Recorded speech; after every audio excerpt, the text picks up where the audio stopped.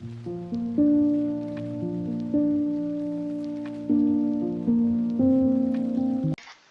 वालेकुम व्यूअर्स, कैसे हैं आप? उम्मीद करती हूँ खैरियत से होंगे। स्टडी विद बीआरडी में आप सबको खुशामदीद। आज की ये वीडियो है एमजीटी 101 फाइनेंशियल अकाउंटिंग के मिड टर्म के बारे में। मैंने पहले भी एक वीडियो बनाई थी मिड टर्म के बारे में जिसमें मैंने गाइड किया था, बट उसमें मैंने कंप्लीटली आपको टॉपिक्स नहीं समझाए थे, तो स्टूडेंट्स ने बहुत ज़्यादा इंसिस्ट किया कि मैम एक ऐसी वीडियो बनाएं जिसमें आप हर टॉपिक खुद करवाएं, क्योंकि स्टूडेंट्स को मेरा वे ऑफ टीचिंग बहुत अच्छा लगता है। तो फिर इतने ज़्यादा इसरार पे मैंने अब जो है कोशिश किया है कि मैं आप लोगों के लिए जो है ये वीडियो बनाऊं। तो आज की इस वीडियो के अंदर मैं आपको सारे टॉपिक्स करवाऊँगी जो आपके 7 चैप्टर्स के अंदर आते हैं, सारे मॉड्यूल्स इसमें कवर होंगे, जितने भी इम्पोर्टेंट टॉपिक्स हैं सारे कवर होंगे। सिर्फ़ आपको टॉपिक्स बताऊँगी नहीं कि कौन-कौन से इम्पोर्टेंट है, बल्कि एक-एक टॉपिक को आपके सामने एक्सप्लेन भी करूँगी। इस एक वीडियो को देखने के बाद आपका मिड टर्म 100% तैयार हो जाएगा, लेकिन उसके लिए आपका सिर्फ़ ये वीडियो देखना ज़रूरी नहीं होगा, बल्कि इस वीडियो में जो कॉन्सेप्ट्स मैं आपको समझाऊँगी, उसके साथ आपके ही हैंडआउट्स के अंदर एक्सरसाइज़ेज़ मौजूद हैं। आपको उन एक्सरसाइज़ेज़ को प्रैक्टिस करना पड़ेगा, और मैं आपको साथ ये भी बता दूँ कि आपका जो एग्ज़ाम आता है वो इन्हीं एक्सरसाइज़ेज़ के अंदर से बनता है, बाहर से क्वेश्चन नहीं आता। इस वजह से उन एक्सरसाइज़ेज़ को आपने अच्छे से प्रैक्टिस करना है, तभी इस वीडियो का आपके लिए फ़ायदा है। अगर आप नहीं करना चाहेंगे तो बेशक आप वीडियो को यहीं से छोड़ के जा सकते हैं। सबसे पहले मैं आपको इम्पोर्टेंट टॉपिक्स बता देती हूँ, उसके बाद मैं एक-एक टॉपिक को आपके सामने एक्सप्लेन करना शुरू करूँगी। सबसे पहला टॉपिक है आपका सोर्सेज़ ऑफ फाइनेंशियल इन्फॉर्मेशन, उसके बाद दूसरा टॉपिक है फंक्शंस ऑफ फाइनेंशियल अकाउंटिंग, जिसको अकाउंटिंग साइकिल भी कहा जाता है। नेक्स्ट हमारा इंपॉर्टेंट टॉपिक है classification of financial information. Next important topic है एलिमेंट्स ऑफ फाइनेंशियल स्टेटमेंट, जिनको हम मेन अकाउंटिंग हेड्स भी कहते हैं। उसके अलावा नेक्स्ट है हमारा यूजर्स ऑफ फाइनेंशियल इंफॉर्मेशन। यहाँ तक हमारे ये पहले चैप्टर में से थे। नेक्स्ट क्वेश्चन है हमारा टाइप्स ऑफ ट्रांजैक्शंस, फिर है अकाउंटिंग इक्वेशंस, फिर types of accounts, debits and credits groups. Next topic है वाउचर्स एंड इट्स टाइप्स। उसके बाद है इनवॉइस एंड क्रेडिट नोट क्या होता है। उसके बाद नेक्स्ट टॉपिक है हमारा कैश एंड क्रूअल अकाउंटिंग में क्या फ़र्क होता है, जर्नल क्या होता है, उसका फॉर्मेट कैसे होता है, कैसे बनाया जाता है। उसके अलावा जर्नल की सब डिवीज़न यानी कितने टाइप के जर्नल होते हैं और उनका फॉर्मेट क्या है। नेक्स्ट होते हैं हमारे पास ये कैश बुक की, कैश बुक क्या होती है, इसका फॉर्मेट क्या होगा, कितने किस्म की कैश बुक होती है, ये सब कुछ इसमें आएगा। नेक्स्ट टॉपिक है हमारा लेजर, फिर उसका फॉर्मेट और सारा बनाने का तरीका इसमें आएगा। फिर है कंपोनेंट्स ऑफ फाइनेंशियल स्टेटमेंट। उसके बाद हम इनकम स्टेटमेंट देखेंगे कि वो कैसे बनाई जाती है, फिर बैलेंस शीट, और आखिर में है बैंक रिकॉन्सिलिएशन स्टेटमेंट। ये आपके टॉपिक्स हैं मिड टर्म के लिए जो इंपॉर्टेंट टॉपिक्स हैं। यहाँ पे तो मैंने आपको सिर्फ इंपॉर्टेंट टॉपिक्स बता दिए, मैं अब एक एक करके एक एक टॉपिक को एक्सप्लेन करूंगी, लेकिन मैं अगेन यहाँ पे वीडियो के शुरू में ही बता रही हूँ कि ये वीडियो आप लोगों के लिए हेल्पफुल तब होगी कि मेरा कंसेप्ट सुनने के बाद आप मौजूद एक्सरसाइजेस को प्रैक्टिस करेंगे। अब हम चलते हैं फर्स्ट टॉपिक की तरफ। तो हमारा सबसे पहला जो टॉपिक है वो है सोर्सेज ऑफ फाइनेंशियल इंफॉर्मेशन। ठीक है, पहले चैप्टर में से ये पहला टॉपिक है हमारा सोर्सेज ऑफ फाइनेंशियल इंफॉर्मेशन। अच्छा, सोर्सेज ऑफ फाइनेंशियल इंफॉर्मेशन क्या होते हैं, इससे पहले हमें ये पता होना चाहिए कि फाइनेंशियल इंफॉर्मेशन क्या होती है। ठीक है, तो फाइनेंशियल इंफॉर्मेशन हमारी हर वो इंफॉर्मेशन होती है जिसको हम मनी की टर्म में बयान कर सकते हैं कि हाँ जी, ये काम हुआ, इसमें इतने पैसे लगे, या हमने ये चीज़ खरीदी उसमें इतने पैसे लगे, या ये फलां चीज़ कोई हादसा हुआ उसमें इतने पैसों का लॉस हुआ, यानी प्रॉफिट लॉस जो भी हो रहा है, अगर उसे हम पैसों के टर्म में बयान कर सकें और वो किसी के फाइनेंशियल पोजीशन में चेंज ला रही है, तो उसको हम फाइनेंशियल इंफॉर्मेशन कहते हैं। ठीक है, तो आज हमने पहला टॉपिक ये पढ़ना है कि सोर्सेज कौन कौन से होते हैं फाइनेंशियल इंफॉर्मेशन के। तो जो पहला सोर्स है वो है ट्रांजैक्शन। ट्रांजैक्शन होती क्या है? ट्रांजैक्शन मीन्स कि जो दो लोगों के दरमियान डील होती है, लेन देन होता है बिजनेस मोटिव से, उसको हम ट्रांजैक्शन कहेंगे। मैंने कोई चीज बेची, आपने खरीदी, तो ये एक ट्रांजैक्शन है। ठीक है, आपने कोई चीज खरीदी, मैंने बेची, ये एक ट्रांजैक्शन है। ठीक है, अभी मैं इसको मजीद डिटेल से आगे आपको मजीद बयान करूंगी, पहले मैं तीनों सोर्सेज आपको बता लूं। दूसरा सोर्स होता है इवेंट्स।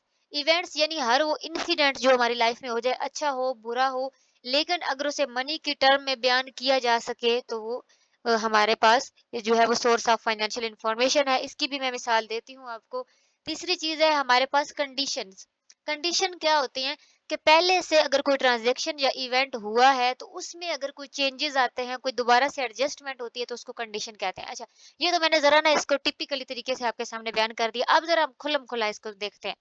ट्रांजैक्शन क्या है हमारे लिए? ट्रांजैक्शन है हमारे लिए जनाब के, मैंने कोई चीज खरीदी है या बेची है, तो सामने वाले के साथ जो मेरा लेन देन हुआ है वो ट्रांजैक्शन है। ठीक है, लेकिन ट्रांजैक्शन दो तरह की होती है। एक होती है सोशल ट्रांजैक्शन, मैं आपको गिफ्ट दूं, आप मेरे से ले लो, तो ये भी ट्रांजैक्शन है तो सही ना। ठीक है, मैंने आपको दिया, आपने लिया, लेकिन इसमें इकोनॉमिक मोटिव नहीं था, इसमें हमारे ताल्लुकात बनाने का मोटिव होता है। माशरे में एक अच्छा जो है वो रहन-सहन की वजह से हम ये चीज़ करते हैं, तो इसमें हमारा मोटिव सोशल होता है, ठीक है? जबकि अकाउंटिंग के अंदर हम सिर्फ़ वो ट्रांज़ैक्शन देखेंगे जिसमें हमारा इकोनॉमिक बेनिफिट का मोटिव होता है कि हाँ, हमें फ़ायदा हो, ठीक है? और वो डीलिंग होती है लेन-देन की, ठीक है? आपने बैंक में से कोई चीज़ ली, आपने दी, तो ये जो हमारी जिससे हमारा फाइनेंशियल पोज़ीशन चेंज होगी, ठीक है? और 2 लोगों के दरमियान मॉनेटरी डीलिंग हो, मॉनेटरी बेस पे डीलिंग हो, हमने सिर्फ वो ट्रांज़ैक्शन अपने पास कंसीडर करनी है, सोशल वाली नहीं करनी, ठीक है? दूसरी चीज़ हमने क्या अभी पढ़ा कि हम इवेंट इवेंट हर वो वाकया, हादसा जो हमारी ज़िंदगी में हो जाए और उसे मॉनेटरी तौर पे बयान किया जा सके, वो इवेंट होता है। Like car accident. Car accident अगर हो जाता है तो ये भी एक वाकया है, एक इवेंट है हमारी लाइफ का और इसे हम बयान कर सकते हैं मॉनेटरी बेस पे। हाँ जी, कि हमारा इस कार एक्सीडेंट में इतना नुकसान हुआ है। ठीक है? 10 लाख का नुकसान हुआ है, 15 लाख का नुकसान हुआ है, पूरी गाड़ी डैमेज हो गई है, कोई इंसानी नुकसान हुआ है ना? इसको हम मॉनेटरी बेस पे बयान कर सकते हैं। इसी तरीके से बिल्डिंग में आग लग जाना, ठीक है? तो ये वो सारे हमारे पास इवेंट्स हैं, जिनको हम मनी के टर्म में बयान कर सकते हैं, ठीक है? तो तीसरी मैंने आपको कंडीशन बता दी कि पहले से कोई इवेंट या ट्रांज़ैक्शन हुई है, उसमें चेंजेस। फॉर एग्ज़ाम्पल मेरी कार का हादसा हुआ था और मैंने अंदाज़ा लगाया था कि जो मेरा नुकसान हुआ है ना, ज़्यादा नहीं हुआ, मतलब उस कार डैमेज हुई है, सामने-सामने से रिपेयर करवानी पड़ेगी और वो उसपे मेरा लाख तक तकरीबन जो है ना मेरा आ जाएगा खर्चा। ये मैंने अंदाज़ा लगा लिया था, मैंने अपने पास लिख लिया। लेकिन जब मैंने उसको रिपेयर करवाया, हर चीज़ करने के बाद मुझे पता चला कि मेरा 1.5 लाख लगा है, ठीक है? तो मैंने पहले से जो रिकॉर्ड इन्फॉर्मेशन की थी कि मेरा लॉस 1 लाख का है, उस 1 लाख की बजाय अब मैं 50,000 उसमें जो मज़ीद एडजस्ट कर रही हूँ, ये होती है कंडीशन कि पहले से मौजूद रिकॉर्डेड इन्फॉर्मेशन में, अब वो इन्फॉर्मेशन किस चीज़ की, या तो इवेंट की होगी या ट्रांज़ैक्शन की होगी, ठीक है? उनमें पहले से मौजूद चीज़ों में जब हम एडजस्टमेंट करते हैं तो उसको कंडीशन कहते हैं, ठीक है? तो ये हैं हमारे 3 सोर्सेज़ ऑफ इन्फॉर्मेशन। और यहाँ पे मैं आपको एक और चीज़ भी बताती चलूँ कि आप लोगों का जो पेपर आना है वो थ्योरी बेस्ड नहीं आना। आपसे ये नहीं कहा जाएगा कि इवेंट की डेफिनेशन लिखो, आपसे नहीं कहा जाएगा ट्रांज़ैक्शन की डेफिनेशन लिखो, बल्कि आप लोगों के पास जो क्वेश्चन आएगा वो किस तरह से आएगा ये भी मैं आपको दिखा देती हूँ। और इसलिए मैं आपको कहूँगी कि अपने हैंडआउट्स को बहुत इम्पोर्टेंट समझें और इसी से प्रैक्टिस करें आप लोग, क्योंकि आप लोगों के पास जो क्वेश्चन आएगा वो इस तरीके से आएगा कि आपके पास इस तरह से एक स्टेटमेंट लिखी हुई होगी और आपसे पूछा जाएगा कि इज इट ट्रांजैक्शन और नॉट, इज इट इवेंट और नॉट। आपसे इस तरह से पूछा जाएगा और आपको बस वन यानी वन वर्ड आंसर देना होगा। इस तरह से ज्यादातर क्वेश्चन इस तरह से ही आता है। 97% पेपर आपका इसी तरह से आना है। हो सकता है कोई एक आध शॉर्ट क्वेश्चन, कोई एक आध ऐसा छोटा क्वेश्चन हो जिसमें आपसे डेफिनेशन किसी चीज की लिखवा ली जाए। अदरवाइज आप लोगों का सारा पेपर या तो इस तरीके से हल करने वाला होगा, यानी कि वो काउंटिंग आ जाएगी, आगे जाके मैं आपको बता दूंगी कि वो कैसा हो सकता है। तो या तो इस तरीके से आएगा, ठीक है? आपसे पूछा जा सकता है कि इसमें से अकाउंटिंग ट्रांजैक्शन कौन सी और सोशल कौन सी है, ठीक है? या उसके अलावा आपके पास इस तरह से भी क्वेश्चन आ सकता है कि आप ट्रांजैक्शन, इवेंट और उसमें से जो है वो फर्क बयान कर, मतलब अलग करें। इस तरह से भी आपके पास आ सकती हैं। तो ये था हमारा पहला टॉपिक, इवेंट, ट्रांजैक्शन और कंडीशंस के बारे में। ये 3 हमारे सोर्सेज ऑफ इंफॉर्मेशन है, इनको याद रखना है आपने। नेक्स्ट इम्पोर्टेंट टॉपिक है हमारा फंक्शंस ऑफ फाइनेंशियल अकाउंटिंग, जिसका दूसरा तरह से क्वेश्चन अगर आ जाए तो आपसे ये भी पूछा जा सकता है कि अकाउंटिंग साइकिल क्या है, ठीक है? दोनों तरह से आ सकता है, फंक्शंस ऑफ फाइनेंशियल अकाउंटिंग या फिर अकाउंटिंग साइकिल, ठीक है? तो हम इस टॉपिक की तरफ चलते हैं। तो ये है हमारे फंक्शंस ऑफ फाइनेंशियल अकाउंटिंग या फिर इसको अकाउंटिंग साइकिल आप कह सकते हैं। तो हम ये क्योंकि अकाउंटिंग की बुक पढ़ रहे हैं और इसके अंदर हमने यही 5 चीजें पढ़नी है। आप पूरे अगर अपना सिलेबस देखेंगे ना ऑन द होल, तो वो इन्हीं 5 चीजों पे डिपेंड करेगा। ये है आपका अकाउंटिंग साइकिल, इसको आप ऐसे साइकिलिंग में देख सकते हैं कि सबसे पहले हमने क्या करना होता है, क्लासिफाई करना होता है। क्लासिफाई करने का मतलब ये है कि आपके पास जो फाइनेंशियल इंफॉर्मेशन आई है, सोर्सेज मैंने समझा दिए कि कहाँ से आनी है, ठीक है? 3 ही सोर्सेज होते हैं। अब उन तीनों सोर्सेज में से किसी भी एक सोर्स से आपके पास इंफॉर्मेशन आ गई है, ठीक है? तो सबसे पहले आपने उसको क्लासिफाई करना है कि आया ये इंफॉर्मेशन किस चीज की है। क्या ये इंफॉर्मेशन हमारे प्रॉफिट की है, क्या ये इंफॉर्मेशन हमारे कर्ज की है, या हमारे जो है वो एसेट्स की है, या ये जो चीजें मैं जो लफ्ज बोल रही हूँ ये भी मैं आपको समझाऊंगी कि क्या है, ठीक है? यानी सबसे पहले हमें आइडेंटिफाई करना होता है कि ये इन्फॉर्मेशन है किस बारे में, ठीक है? हमारे नुकसान की आई है इन्फॉर्मेशन, हमारे फायदे की आई है, या इनिशियल रकम की है, जिस चीज की भी हम क्लासीफाई कर लेंगे, हम देखेंगे कि ये इन्फॉर्मेशन किस बारे में है, ठीक है? दूसरी चीज हमने करनी होती है रिकॉर्ड। अब हमने क्लासीफाई कर लिया, हमने देख लिया, ठीक है? तो जिस चीज की इन्फॉर्मेशन है, चाहे वो हमारे प्रॉफिट की है तो फिर प्रॉफिट वाले जो है वो जो हमारी बुक बनी होगी उसमें हम उसको रिकॉर्ड करेंगे। अगर वो हमारी लाइबिलिटी यानी कर्ज की है तो हम उसको वहां पे रिकॉर्ड करेंगे। तो दूसरा हमारा जो तरीका होता है, जो स्टेप होता है, वो है रिकॉर्ड करने का, ठीक है। अब रिकॉर्ड तो ऐसे डिटेल में इंफॉर्मेशन रिकॉर्ड कर ली जाती है। अब इतने डिटेल वाली चीज़ तो हम आगे नहीं लेके चल सकते ना। तो फिर एक और नई बुक बनाई जाती है तीसरे स्टेप में, जिसमें हम उस डाटा को थोड़ा समराइज़ करके लिखते हैं। ठीक है? ऐसे मतलब इकट्ठा करके यानी पहले हमने सारा वो लिखा हुआ था, एक-एक ट्रांज़ैक्शन लिखी हुई थी। बाद में हम प्रॉफिट वाली सारी को जमा करके लिख देते हैं, टोटल प्रॉफिट इतना है। ठीक है? इस तरह थोड़ा समराइज़ करके लिख लेते हैं। ठीक है? चौथे स्टेप में हमारा हो जाता है कि हम उसकी एक रिपोर्ट तैयार करते हैं। पूरी रिपोर्ट तैयार होती है जी, एक ही पेज पे हमने पूरे महीने का सारा रिकॉर्ड लिख देना है। हर चीज़ वो एक रिपोर्ट समराइज़ से भी ज़्यादा समराइज़ कर लो, समझ लें कि नेक्स्ट स्टेप का समराइज़ करना है, एक रिपोर्ट तैयार करनी है कि जी इस वक़्त हमारा बिज़नेस इस लेवल पे चल रहा है, और आखिर में हम उसको एनालाइज़ करने के लिए अपने सीनियर्स को दे देते हैं, जिसने भी एनालाइज़ करनी होती है वो उनका काम। ठीक है, तो ये 5 फंक्शंस होते हैं अकाउंटिंग के अंदर, और इनको हम अकाउंटिंग साइकिल भी कहते हैं, और इसी के बेस पे जो है वो अकाउंटिंग चलती है। यही सर्कल चलता रहता है, और एक बिज़नेस की जो है वो फाइनेंशियल अकाउंटिंग का जो ये सिस्टम है वो चलता रहता है। तो ये है हमारी फाइनेंशियल अकाउंटिंग के फंक्शंस या अकाउंटिंग साइकिल, दोनों तरह से क्वेश्चन आ सकता है, आपको ये पता होना चाहिए। नेक्स्ट हमारा इम्पोर्टेंट टॉपिक है क्लासिफिकेशन ऑफ फाइनेंशियल इंफॉर्मेशन। ठीक है, तो क्योंकि मैंने अभी आपको अकाउंटिंग साइकिल वाला पिछला एक टॉपिक पढ़ाया, तो उसमें जो सबसे पहला जो टॉपिक था कि हमने क्या करना होता है, अपनी इंफॉर्मेशन को क्लासिफाई करना होता है। उसमें आइडेंटिफिकेशन करनी होती है कि आया ये हमारी इंफॉर्मेशन है किस बारे में। ठीक है, तो वो जो हम क्लासिफिकेशन करते हैं वो 5 ग्रुप्स में हो सकती है। 5 तरह की इंफॉर्मेशन होती है हमारे पास फाइनेंशियल, या तो वो हमारी एसेट होगी, या लाइबिलिटी होगी, या इनकम, या एक्सपेंस, या ऑनर इक्विटी। ये टॉपिक आप लोगों के इस फाइनेंशियल अकाउंटिंग के सब्जेक्ट का सबसे इम्पोर्टेंट टॉपिक है।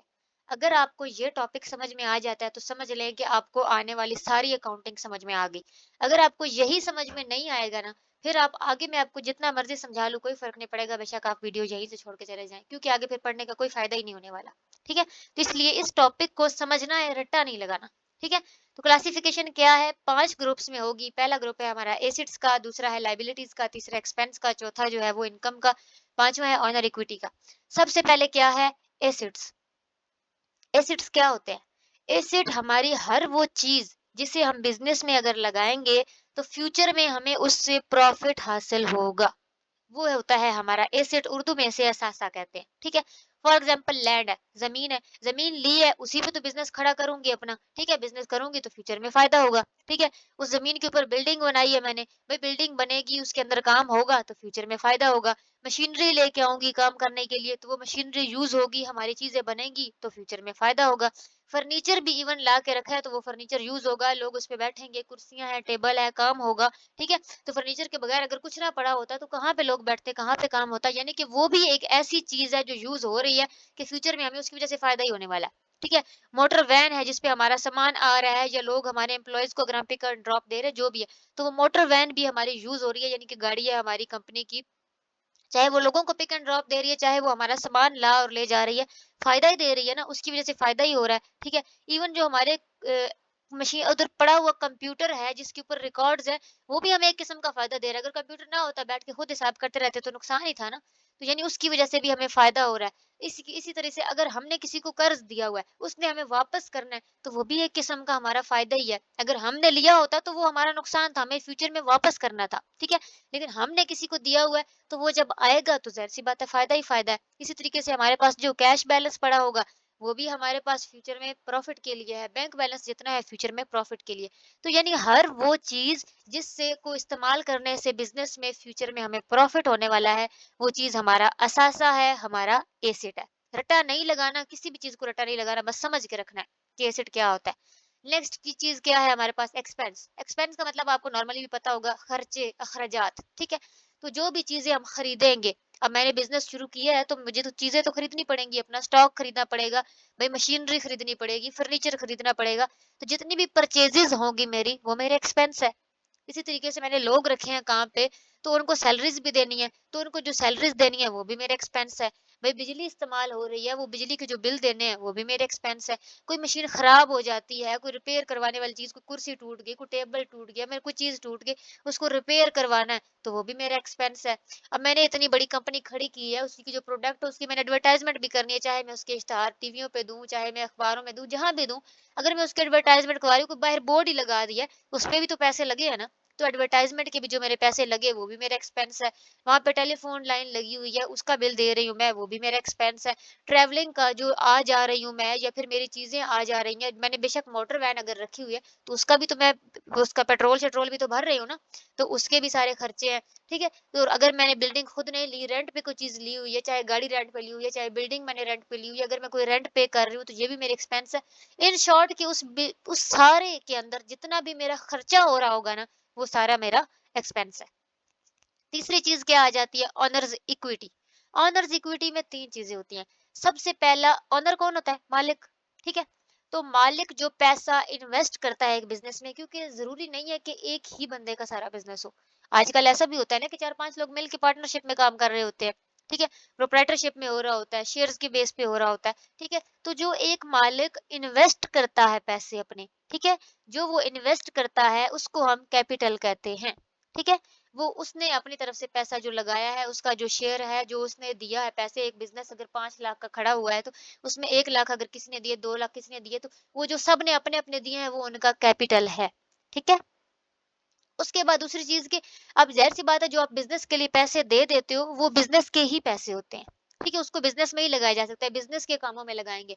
लेकिन अगर वो ओनर जो है, वो जो मालिक है, उन पैसों में से अगर कोई पैसे पर्सनल यूज़ के लिए निकालता है, बिज़नेस के पैसों के लिए नहीं, बिज़नेस की कोई चीज़ खरीदने के लिए नहीं, अपने घर की किसी ज़रूरत के लिए बिज़नेस के पैसों में से पैसे निकालता है, तो उसको हम ड्राइंग्स कहते हैं। ठीक है? ये भी एक अहम कांसेप्ट है, इसको याद रखना है। क्योंकि बिज़नेस के पैसे हमेशा बिज़नेस में लगते हैं। ठीक है? वो बिज़नेस बुक में लिखे जाते हैं। लेकिन अगर मालिक ऐसा करता है कि वो पर्सनल यूज़ के लिए बिज़नेस से हट के अगर कोई चीज़ ले लेता है इसमें से, या पैसे निकालता है, एज़ अ कैश लेता है या चीज़ों में से कोई चीज़ ले जाता है, तो वो उसको हम ड्राइंग्स कहेंगे। ठीक है? वो होता है उसका पैसे विथड्रॉ करना, उसको हम ड्राइंग्स कहेंगे। उसके बाद तीसरी चीज़ ओनर के हक में जो है वो क्या आती है, या तो प्रॉफ़िट या लॉस। ज़ाहिर-सी बात है, उसने कैपिटल लगाया है तो उसको प्रॉफ़िट होगा या लॉस होगा। तो 3 चीज़ें हमारे ओनर से जुड़ी हुई हैं। एक, जो उसने पैसा इन्वेस्ट किया था, दूसरा जो अपने पर्सनल यूज़ के लिए वो चीज़ निकालता है, तीसरा इस सारे जो है वो सिस्टम के बाद या तो जो प्रॉफ़िट होगा या लॉस होगा, तो वो ओनर की तरफ ही जाएगा ना। तो रट्टा लगाने की ज़रूरत नहीं है, ओनर से जड़ी जुड़ी हुई चीज़ें ये 3 बनती हैं। एक, उसने पैसा इन्वेस्ट किया, दूसरा जो उसने पर्सनल यूज़ के लिए निकाला, तीसरा जो भी एंड पे प्रॉफ़िट या लॉस होगा, तो वो किसको मिलता है? ओनर्स को ही मिलता है ना। ठीक है? तो ये 3 चीज़ें हैं हमारी ओनर्स इक्विटी। अगली चीज़ की तरफ चलते हैं। अगला है हमारा मेन हेड, लायबिलिटी। लायबिलिटी को आसान लफ्ज़ों में आप अपना कर्ज़ कह सकते हैं। ठीक है? हर वो चीज़ जो हमें पे करनी है, अभी किसी को देनी है। बैंक से लोन लिया हुआ है, तो ज़ाहिर-सी बात है देना है। बैंक ओवरड्राफ्ट क्या होता है? बैंक ओवरड्राफ्ट होता है कि जब हम बैंक से कोई लोन लेते हैं, तो उसके ऊपर वो कुछ टैक्सेस वग़ैरह लगा लेते हैं। कुछ पहले से लगे होते हैं, कुछ अचानक से भी लग जाते हैं। तो जो भी वो ऊपर से हमसे हमसे पैसे लेते हैं ना, चाहे वो मतलब आप कह सकते हो कि सूद लगा हुआ हो, या वैसे भी वो टैक्सेस की सूरत में भी ले लेते हैं, तो वो बैंक ओवरड्राफ्ट होता है। ज़ाहिर-सी बात है, वो भी हमारे पे ऊपर एक लायबिलिटी है, कर्ज़ ही हमें देना ही है, ठीक है? उसके अलावा क्रेडिटर्स। अच्छा, ये क्रेडिट और डेबिट क्या होता है, ये मैं आपको बाद में समझा दूँगी, अभी इसमें आपको कन्फ्यूज़ करेगा। मतलब इसका आसान ज़ुबान में आप ये कह सकते हैं कि हमने किसी से उधार पे अगर चीज़ ली हुई है, तो फ्यूचर में हमने उसको पैसे देने हैं, ठीक है? तो वो भी हमने, ज़ाहिर-सी बात है, पैसे देने हैं, वो भी हमारा कर्ज़ है। ठीक है? इसके अलावा हमारे जितने पेएबल्स हैं, हमें जितने बिल-शिल पे करने हैं सारे, वो भी हमारी क्या है, लायबिलिटी है, हमारा कर्ज़ है। यानी लायबिलिटी में हमारे सारे वो पैसे, सारी वो चीज़ें आएँगी जिनकी अभी हमने पेमेंट करनी है। चाहे वो बैंक को करनी हो, चाहे किसी बंदे को करनी हो, चाहे हमने बिल पे करना हो, जो भी पे करना है अभी फ्यूचर में हमने देना है किसी को, वो हमारी लायबिलिटी है। आखिरी चीज़ बचती है इनकम। इनकम क्या है? ज़ाहिर-सी बात है, जितनी हमारी सेल्स होंगी, हमने ज़ाहिर-सी बात है कंपनी खड़ी की है, तो कोई चीज़ ही बनाई है ना, तो वो बनाई है जो, तो वो हम क्या करेंगे, सेल करेंगे। हो सकता है हम चीज़ें ना बनाते, हो सकता है हम सिर्फ़ सर्विसेज़ देते हों लोगों को। सर्विसेज़ हम क्या दे रहे हैं जी, हमारे पास गाड़ियाँ हैं, हम लोगों को जो है वो गाड़ियाँ देते हैं कि जी आप लोगों ने कहीं जाना है तो आप हमारी गाड़ी किराए पे ले जा सकते हैं। तो हम उनको गाड़ी की सर्विस दे रहे हैं ना, गाड़ी तो पक्की-पक्की नहीं दे रहे। तो यानी कि ऐसी कंपनीज़ भी होती है जो सिर्फ़ सर्विसेज़ आपको देती हैं, ठीक है? तो आपको जो सर्विस के चार्जेज़ मिलते हैं वो भी हमारी इनकम है। उसके अलावा आपको जो कमीशन वग़ैरह मिलता रहता है वो भी हमारी इनकम है। इनकम में 3 चीज़ें आएँगी, या तो हमारी सेल्स, या जो हम सर्विसेज़, सेल्स गुड्स की होती हैं, यानी कि चीज़ों चीज़ों को सेल करो तो सेल आएगी, सर्विस अगर आप दे रहे हो तो सर्विस फ़ी आएगी, और ऊपर जो आपको एक्स्ट्रा कमीशन वग़ैरह लोग दे जाते हैं, ठीक है? या कंपनी की तरफ से मिल जाता है, तो वो सारा क्या है, इनकम में आता है। कभी आपको कमीशन देना पड़ता है, तो कभी कमीशन मिल भी जाता है, इस तरह से। ये तीनों चीज़ें इनकम में आएँगी। ये आपने ऐसे समझ लेना है कि फिंगर टिप्स पे याद रखने हैं। ये जो ऊपर हमारे लिखे हुए हैं, ये हमारे मेन हेड्स हैं, जो 5 हैं, ये मेन हेड्स हैं, ठीक है? Asset, expense, honour equity, liability और इनकम। ये हैं हमारे क्लासिफिकेशन के main heads of financial information. ठीक है। और इसके नीचे जो डिटेल लिखी हुई है कि एसेट में क्या क्या चीजें आती हैं, एक्सपेंस में क्या क्या चीजें आती हैं, इक्विटी में क्या आता है, ये जो नीचे लिखे हुए हैं ये है हमारे अकाउंटिंग हेड्स। ठीक है। आपसे क्वेश्चन आ जाएगा, आपसे क्वेश्चन इस तरह से आ जाएगा कि फर्नीचर का मेन हेड बताएं, या फर्नीचर मतलब इस तरह से आपसे कुछ भी पूछा जा सकता है। तो आप कह सकते हैं कि मतलब फर्नीचर लिखा हुआ है तो वो आपसे पूछा जा सकता है कि ये किस ग्रुप में आता है, तो आपने बताना होगा कि ये एसिड में आता है, एसिड इसका मेन हेड है। ठीक है। ये एसिड के ग्रुप में से है। इस तरह से आपके पास क्वेश्चन आ जाएगा। ये टेबल समझ लो कि घोल के पीने वाला है। ये आपको समझ में आ गया तो आपके लिए आगे अकाउंटिंग पढ़ना आसान होगी। ये थी हमारी क्लासिफिकेशन, यानी पहला प्रोसेस ही ये होता है कि जब हमारे पास कोई इन्फॉर्मेशन आती है तो हमने उसको क्लासिफाई करना होता है कि आया ये इन्फॉर्मेशन अब किस चीज की है, ये एसिड की है, ये इक्विटी की है, ये एक्सपेंस की है, लाइबिलिटी की है, या इनकम की है। आई होप आपको ये टॉपिक समझ में आ गया होगा। नेक्स्ट है हमारा question elements of financial statement. ठीक है। अब ये बात वही है कि क्वेश्चन किसी भी तरीके से आ सकता है, पर आपको समझ आना चाहिए कि क्वेश्चन आपसे पूछा क्या गया है। ठीक है। अभी पिछले में मैंने आपको पढ़ाए हैं अकाउंटिंग के मेन हेड्स, ऐसा ही है क्लासिफिकेशन ऑफ फाइनेंशियल स्टेटमेंट। अब उसको भी मैंने दो तरीके से पढ़ा था। अब उसी का जगह अगर क्वेश्चन आ जाता है कि एलिमेंट्स ऑफ फाइनेंशियल स्टेटमेंट, जवाब फिर भी वही है, यही 5 एलिमेंट्स होते हैं। या तो चीज आपकी एसेट होगी, या लाइबिलिटी होगी, या इनकम होगी, या एक्सपेंस होगी। ठीक है। या इक्विटी होगी। 5 ही हैं, यही 5 एलिमेंट्स आपके फाइनेंशियल स्टेटमेंट के हैं। क्वेश्चन किसी तरीके से भी आ सकता है, आपसे पूछा जा सकता है अकाउंटिंग हेड्स बता, मेन हेड्स बता दें, तब भी आपने यही 5 लिखने हैं। आपसे कहा जाता है कि क्लासिफिकेशन ऑफ फाइनेंशियल इंफॉर्मेशन लिखे, तब भी आपने यही लिखने हैं।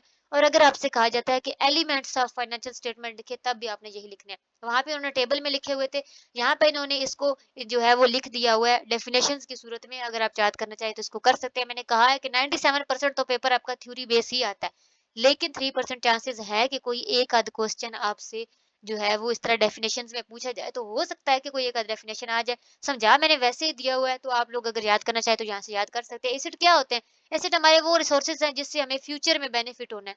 ठीक है। Benefit to the entity in future. Simple सी बात है कि हर वो चीज जिसको हम इनफ्लो करेंगे और फ्यूचर में उससे हमें प्रॉफिट मिलेगा, वो हमारा एसेट है। लाइबिलिटी क्या है? हमारे वो एब्लिगेशंस जो आउटफ्लो होंगे, जो हमने अदा करने हैं। इनकम क्या है? हमारा रेवेन्यू, हमारा गेन, चाहे वो सेल्स की सूरत में आता है हमारे पास, चाहे कमीशन की सूरत में आता है, चाहे सर्विस फी की सूरत में आता है। ठीक है। एक्सपेंसेस क्या है हमारे? एक्सपेंसेस हमारे सारे अखराजात होते हैं। ठीक है। रिपोर्टिंग पीरियड के अंदर हमारे जितने खर्चे हुए, एक्सपेंस हुए, उनके सारे की जो हमारी फी होते हैं पेमेंट, वो हमारे एक्सपेंस है। इक्विटी क्या होती है जी? इक्विटी जो ऑनर का स्टेक होता है, ऑनर का जो हिस्सा होता है किसी भी बिजनेस के अंदर, वो होता है। अब वो हिस्सा उसका कैपिटल है, उसका प्रॉफिट और लॉस है, और तीसरी चीज जो उसने पर्सनल जो है वो यूज के लिए पैसे अगर निकाले हैं तो वो ड्राइंग्स है। बस ये 3 चीजें इक्विटी में आती हैं। तो आप चाहे इसे इस तरह से याद कर लो, चाहे जो अगर आपकी इंग्लिश अच्छी है तो आपको कंसेप्ट है तो आप उसको अपनी वर्डिंग में भी लिख सकते हो। जिसकी इंग्लिश अच्छी नहीं है तो वो यहाँ से याद कर ले। बहरहाल ये क्वेश्चन जिस तरह से भी आ जाए, चाहे आपसे एलिमेंट्स पूछ लिए जाए, चाहे आपसे मेन हेड्स पूछ लिए जाए, चाहे आपसे क्लासिफिकेशन का क्वेश्चन आ जाए, आपको पता होना चाहिए कि जवाब मेरा यही होगा। नेक्स्ट इम्पोर्टेंट टॉपिक है हमारा यूजर्स ऑफ फाइनेंशियल इंफॉर्मेशन। भाई हम इतना स्यापा कर रहे हैं, इतना हम मतलब पहले उसको क्लासीफाई करें, रिकॉर्ड करें, समराइज करें, रिपोर्ट तैयार करें, आखिर वो रिपोर्ट हो किसके लिए तैयार हो रही है? ठीक है। मेन जो क्वेश्चन बनता है कि इतना स्यापा करना क्यों है, तो वो जिसके लिए रिपोर्ट हम तैयार कर रहे हैं, और आखिरी जो हमारा स्टेप है एनालाइज करने वाला, वो एनालाइज कौन कौन कर सकता है, वो आज हमारा ये टॉपिक है। ठीक है। कि कौन कौन से यूजर्स है, कौन कौन उस रिपोर्ट को एनालाइज कर सकता है। ठीक है। तो सबसे पहला जो यूजर होगा वो हमारा इन्वेस्टर है, या ऑनर जैसे कह सकते हैं। ठीक है। अकेला मालिक है तो ऑनर है, तो अगर ज्यादा ज्यादा लोग हैं तो शेयर होल्डर या इन्वेस्टर होंगे। ठीक है। तो एक ही बात है। तो ये लोग क्यों, इनको वो इन्फॉर्मेशन चाहिए होगी? भाई इनको पता होना चाहिए हमने इतना पैसा लगाया तो फ्यूचर में हमें उससे कोई प्रॉफिट भी आने वाला है कि नहीं। ठीक है। तो ये जब इतनी स्टेटमेंट बन जाएगी जिससे पता चलेगा कि इस साल में हमारे इतने प्रॉफिट्स हुए, इतने हमारे एसेट्स लगे, इतने हमारा एक्सपेंस आया, तो इस पूरी रिपोर्ट से पता चल जाता है ना कि इस वक्त बिजनेस का क्या सिचुएशन चल रही है, फ्यूचर में वो कैसा चलेगा बिजनेस। ठीक है। तो जाहिर सी बात है इनका सबसे ज्यादा हक बनता है देखने का, तो इसलिए ये एनालाइज करेंगे उस रिपोर्ट को। ठीक है। दूसरे जो यूजर्स हैं वो हमारे ट्रेड कॉन्टेक्ट्स हैं, यानी कि हमारे सप्लायर्स और हमारे कस्टमर्स। मेन कॉन्टेक्ट्स तो यही होते हैं ना। सप्लायर्स ने हमें रॉ मटेरियल देना है और हमारी प्रोडक्ट्स को खरीदना होता है कस्टमर्स ने। ठीक है। तो जाहिर सी बात है इन दोनों को ही अगर हमारी कंपनी के बारे में नहीं पता होगा कि भाई हमारी कंपनी कैसी है, कैसी प्रोडक्ट तैयार करती है, कितने प्रॉफिट में जा रही है, क्या लेवल चल रहा है इसका, तो ये क्या लोग सप्लायर्स हमें पैसे वो चीज़ें सप्लाई करेंगे? नहीं करेंगे। ज़ाहिर-सी बात है, जब हम हमारे जो मेन सप्लायर्स होते हैं वो लोग हर बार ऐसा नहीं होता कि फ़ौरन से हम उनको पेमेंट कर देते हैं। फ्यूचर पेमेंट्स होती हैं उनके साथ, ठीक है? तो भाई जिस सप्लायर को पता होगा कि इस इनके पास इतना है ही नहीं कि ये हमें पेमेंट कर सके, तो वो कभी भी हमें मटेरियल जो है सप्लाई ही नहीं करेंगे, ठीक है? तो हमारे सप्लायर्स हों या कस्टमर्स हों, दोनों को ये हमारे स्टेटस का पता होना चाहिए कि हमारी कंपनी इस वक़्त किस सिचुएशन में चल रही है, प्रोडक्ट कैसी तैयार कर रही है, ठीक है? ताकि वो हमारे साथ जुड़े रहें। तीसरे हमारे पास जो यूज़र होते हैं, वो होते हैं हमारे लेंडर, ठीक है? लेंडर का मतलब होता है जिनसे हमने उधार लेना होता है, लाइक हमारा बैंक, ठीक है? बैंक जिन्होंने हमें फाइनेंसेस प्रोवाइड करने होते हैं, ठीक है? तो अब बैंक हमें लोन तभी देगा जब उसे ये श्योरिटी होगी कि ये बंदा मुझे इंटरेस्ट के साथ पेमेंट वापस कर सकता है। ऐसा ही है ना? ठीक है? तो उसके लिए उसे ज़रूरी है कि हम पहले बताएँ कि हाँ जी, बिज़नेस हमारा किस लेवल पे चल रहा है, तो उसके लिए हम उसे रिपोर्ट ही दिखाएँगे। चौथे हमारे जो होते हैं यूज़र, वो होते हैं टैक्सेशन अथॉरिटी। अब ज़ाहिर-सी बात है, टैक्सेशन अथॉरिटी ने भी हमारी रिपोर्ट देखनी है ताकि उसे पता चले कि हमारी सेल्स कितनी है, उस हिसाब से वो सेल्स टैक्स लगाएँगे हम पे। अगले हमारे यूज़र हैं मैनेजर्स और एम्प्लॉइज़ जो वहाँ पे काम कर रहे हैं। भाई ज़ाहिर-सी बात है, उनकी तनख्वाहें हैं, अगर आप बहुत ज़्यादा कमा रहे हो, तनख्वाहें उनको थोड़ी दे रहे हो, वो फिर भी काम नहीं करेंगे। ठीक है? और अगर उनको ये पता है कि कंपनी का दिवालिया होने वाला है, तो वो फिर भी काम नहीं करेंगे। भई उन्हें क्या पता अगले हफ्ते में नई नौकरी ढूँढनी पड़ जाए। तो इसलिए उनका ट्रस्ट बरकरार रखने के लिए, उन्हें काम में लगाए रखने के लिए ज़रूरी होता है कि उन्हें पता हो कि इस वक़्त हमारी कंपनी का स्टेटस क्या चल रहा है। इसलिए उनको भी रिपोर्ट दिखानी होती है। फिर नेक्स्ट हमारे यूज़र होते हैं फाइनेंशियल कंसल्टेंट और एडवाइज़र, ठीक है? हर बड़ी कंपनी के साथ कुछ एडवाइज़र्स, कुछ कंसल्टेंट जुड़े होते हैं, तो वो आपको अच्छा मशवरा तभी दे सकेंगे, अच्छी एडवाइस तभी दे सकेंगे जब उन्हें पता होगा कि आप इस वक़्त क्या कर रहे हो, आपका इस वक़्त लेवल क्या है। तो वो दिखाने के लिए भी ज़ाहिर-सी बात है, हमें उनको अपनी रिपोर्ट पेश करनी पड़ेगी, ठीक है? नेक्स्ट हमारे जो इम्पोर्टेंट यूज़र हैं, वो हैं गवर्नमेंट। ज़ाहिर-सी बात है, गवर्नमेंट को भी पता होना चाहिए, क्योंकि ज़ाहिर-सी बात है, गवर्नमेंट के अंडर है पूरा मुल्क। ठीक है? तो गवर्नमेंट को पता होना चाहिए कि आपके क्या रिसोर्सेज़ हैं, कहाँ से आपकी चीज़ें आ रही हैं, कहाँ कितना आप लोग पे कर रहे हो, क्योंकि वो आपकी नेशनल इनकम में आपके वो जुड़ रहे हैं ना चीज़, ठीक है? आप उससे टैक्स वगैरह पे कर रहे हो, तो टैक्स कहाँ जा रहा है? गवर्नमेंट के पास जा रहा है आपका, ठीक है? और आखिरी हमारे और सबसे अहम यूज़र होते हैं हमारी पब्लिक। भई आपने इतनी बड़ी कंपनी खड़ी कर दी हुई है, उस कंपनी से जहाँ प्रोडक्ट बन रही है, तो ना लोगों धुआँ भी झेल रहे हैं, लोग आपका गंदा पानी भी झेल रहे हैं, हर चीज़ कर रहे हैं, लेकिन अगर आप की कंपनी अच्छी चल रही हो, प्रोडक्ट अच्छी दे रही हो, तो वो लोग फिर भी थोड़ा बहुत आपके साथ जो है वो कर जाते हैं। तो ये एक इम्पोर्टेंट फैक्टर है, क्योंकि एनवायरनमेंट पे भी असर होना होता है उसका। तो अगर आप एक अच्छी चीज़ बना रहे हैं, कंट्रीब्यूट कर रहे हैं अपनी लोकल इकोनॉमी के लिए, तो लोग फिर क्या करते हैं, उस चीज़ को थोड़ा बर्दाश्त कर जाते हैं। लेकिन अगर आपकी कंपनी का दिवालिया चल रहा है, अच्छी प्रोडक्ट भी नहीं बना रहे हो, उल्टा लोगों को धुएँ भी दे रहे हो, तो फिर पब्लिक कभी भी आपको सपोर्ट नहीं करेगी। तो पब्लिक का ट्रस्ट लेने के लिए भी हमें अपनी रिपोर्ट पेश करनी पड़ती है। तो ये सारे हमारे यूज़र्स हैं फाइनेंशियल इन्फॉर्मेशन के, इसीलिए हमें जो है वो इतना स्यापा करना पड़ता है, और हमें अपनी रिपोर्ट्स फाइनेंशियली जो सालाना और मंथली तैयार करनी पड़ती है, ताकि हमें हमारे बिज़नेस का स्टेटस हमें भी पता चलता रहे और जितने सारे यूज़र्स हैं उनको भी पता चलता रहे। नेक्स्ट इम्पोर्टेंट टॉपिक है हमारा टाइप्स ऑफ ट्रांज़ैक्शंस। तो हम टाइप्स ऑफ ट्रांज़ैक्शंस देखेंगे। एक हमने पहले टाइप्स ऑफ ट्रांज़ैक्शंस देखी थी कि एक मॉनेटरी ट्रांज़ैक्शन होती है, और एक मतलब एक सोशल ट्रांज़ैक्शन होती है, और एक बिज़नेस ट्रांज़ैक्शन होती है, जब हमने 3 सोर्सेज़ ऑफ इन्फॉर्मेशन पढ़े थे। ठीक है? लेकिन अब हम ट्रांज़ैक्शन के अलग तरीके से, यानी कि जो हमारी बिज़नेस ट्रांज़ैक्शन है उसकी मज़ीद आगे 2 टाइप्स देख रहे हैं। तो 2 टाइप की ट्रांज़ैक्शन होती है। एक होती है कैश ट्रांज़ैक्शन, एक होती है क्रेडिट ट्रांज़ैक्शन। कैश ट्रांज़ैक्शन का मतलब ये होता है कि आपने अभी कोई चीज़ खरीदी है, उसकी आपने अभी पेमेंट कर दी है। अब कैश ट्रांज़ैक्शन का बिल्कुल ये मतलब नहीं है कि आपको कैश में ही पेमेंट करनी है, ठीक है? आप बाय चेक पेमेंट करो, कैश से पेमेंट करो, जिस तरह मर्ज़ी करो। बस फ़र्क इतना पड़ता है कि उसी वक़्त अगर आप पेमेंट कर रहे हो, आपने चीज़ ली है, फ़ौरन ही आपने उसकी पेमेंट कर दी है, तो वो कैश ट्रांज़ैक्शन है। जबकि क्रेडिट ट्रांज़ैक्शन में ये होता है कि हम चीज़ ले लेते हैं, ये चीज़ सामने वाले को दे देते हैं, लेकिन उसकी पेमेंट नहीं करते, बल्कि उसका हम एक एग्रीमेंट साइन करते हैं कि हम इतने टाइम बाद या इतने टाइम पे, या फिर हम लीज़ पे जो है वो ये चीज़, मतलब कि किस्तों पे हम ये देते रहेंगे। जो भी हमारी एक मतलब कि फ्यूचर में जिसकी हम पेमेंट करेंगे वो क्रेडिट ट्रांज़ैक्शन, और जिसकी हम ट्रांज़ैक्शन में साथ ही पेमेंट कर देते हैं वो कैश ट्रांज़ैक्शन होती है। यहाँ पे इसी चीज़ को इन्होंने मज़ीद एक्सप्लेन किया हुआ है, ये देखिए। इस तरफ हमारा सप्लायर है, ये हमारी गुड्स हैं, ये सर्विसेज़ जो भी हम दे रहे हैं, ठीक है? साइड पे हमारा कस्टमर है। ये सप्लायर ने इधर सप्लाई की कस्टमर को, कस्टमर ने फ़ौरन ही पेमेंट कर दी, ठीक है? फ़ौरन ही पेमेंट कर दी है, तो ये है हमारी कैश ट्रांज़ैक्शन, और इसमें कैश हम किसी भी सूरत में पे कर सकते हैं, थ्रू चेक हो सकता है, थ्रू कैश हो सकता है, उससे फ़र्क नहीं पड़ेगा। I am again saying that, ठीक है? बस इतना ही आपको ये याद रखना है। नेक्स्ट चीज़ है हमारी क्रेडिट ट्रांज़ैक्शन, जो मैं आपको समझा चुकी हूँ कि देखिए सप्लायर सप्लाई करता है गुड्स, लेकिन कस्टमर क्या कहता है कि कमिटमेंट करता है टू पे इन फ्यूचर, कि मैं फ्यूचर में आपको पैसे दे दूँगा, ठीक है? फ्यूचर में वो पैसे देने का बोल रहा है कि मैं अभी नहीं दूँगा, फ्यूचर में दूँगा, तो ये क्रेडिट ट्रांज़ैक्शन है। तो ये 2 किस्म की हमारी ट्रांज़ैक्शंस होती हैं, इनको आपने याद रखना है। ये एक इम्पोर्टेंट कांसेप्ट है, ये आपको क्लियर रहेगा तो आगे आपके लिए आसानी होगी। मैं आपको एक और चीज़ समझा देती हूँ, जो मैंने इम्पोर्टेंट टॉपिक्स में शायद मैं लिखने में मिस कर गई या जो भी, लेकिन ये एक बहुत ही इम्पोर्टेंट है कि मैंने आपको बताया था कि एक क्रेडिट ट्रांज़ैक्शन होती है, कैश ट्रांज़ैक्शन होती है। तो जब क्रेडिट ट्रांज़ैक्शन कैश ट्रांज़ैक्शन में तो सिंपली बात हो गई ना कि उसी वक़्त हमारा अकाउंट जो है वो इंक्रीज़ या डिक्रीज़ हो जाता है। ज़ाहिर-सी बात है, आप जब चीज़ लेते हो तो आपने उसकी पेमेंट की है तो मतलब आपका कैश बैलेंस है या बैंक बैलेंस है वो फ़ौरन से डिक्रीज़ हो जाएगा, सामने वाले का इंक्रीज़ हो जाएगा। लेकिन क्रेडिट ट्रांज़ैक्शन में ऐसा नहीं होता, ठीक है? क्रेडिट ट्रांज़ैक्शन में ऐसा नहीं होता, हम चीज़ ले तो लेते हैं, लेकिन हम उसका क्या करते हैं कि मतलब उसकी पेमेंट नहीं करते, इस वजह से हमारे अकाउंट्स जो हैं वो उन पे इफ़ेक्ट नहीं पड़ता है, ठीक है? तो अब यहाँ पे कि क्रेडिटर कौन होता है और डेटर कौन होता है, सबसे ज़्यादा कन्फ्यूजिंग चीज़ करती है, ये चीज़ पैदा करती है कन्फ्यूजन के बच्चों को समझ ही नहीं आता कि डेटर कौन है और क्रेडिटर कौन है। ये चीज़ मैं आपको यहाँ पे क्लियर कर दूँ कि क्रेडिट ट्रांज़ैक्शन जब हम कर रहे हैं, ठीक है?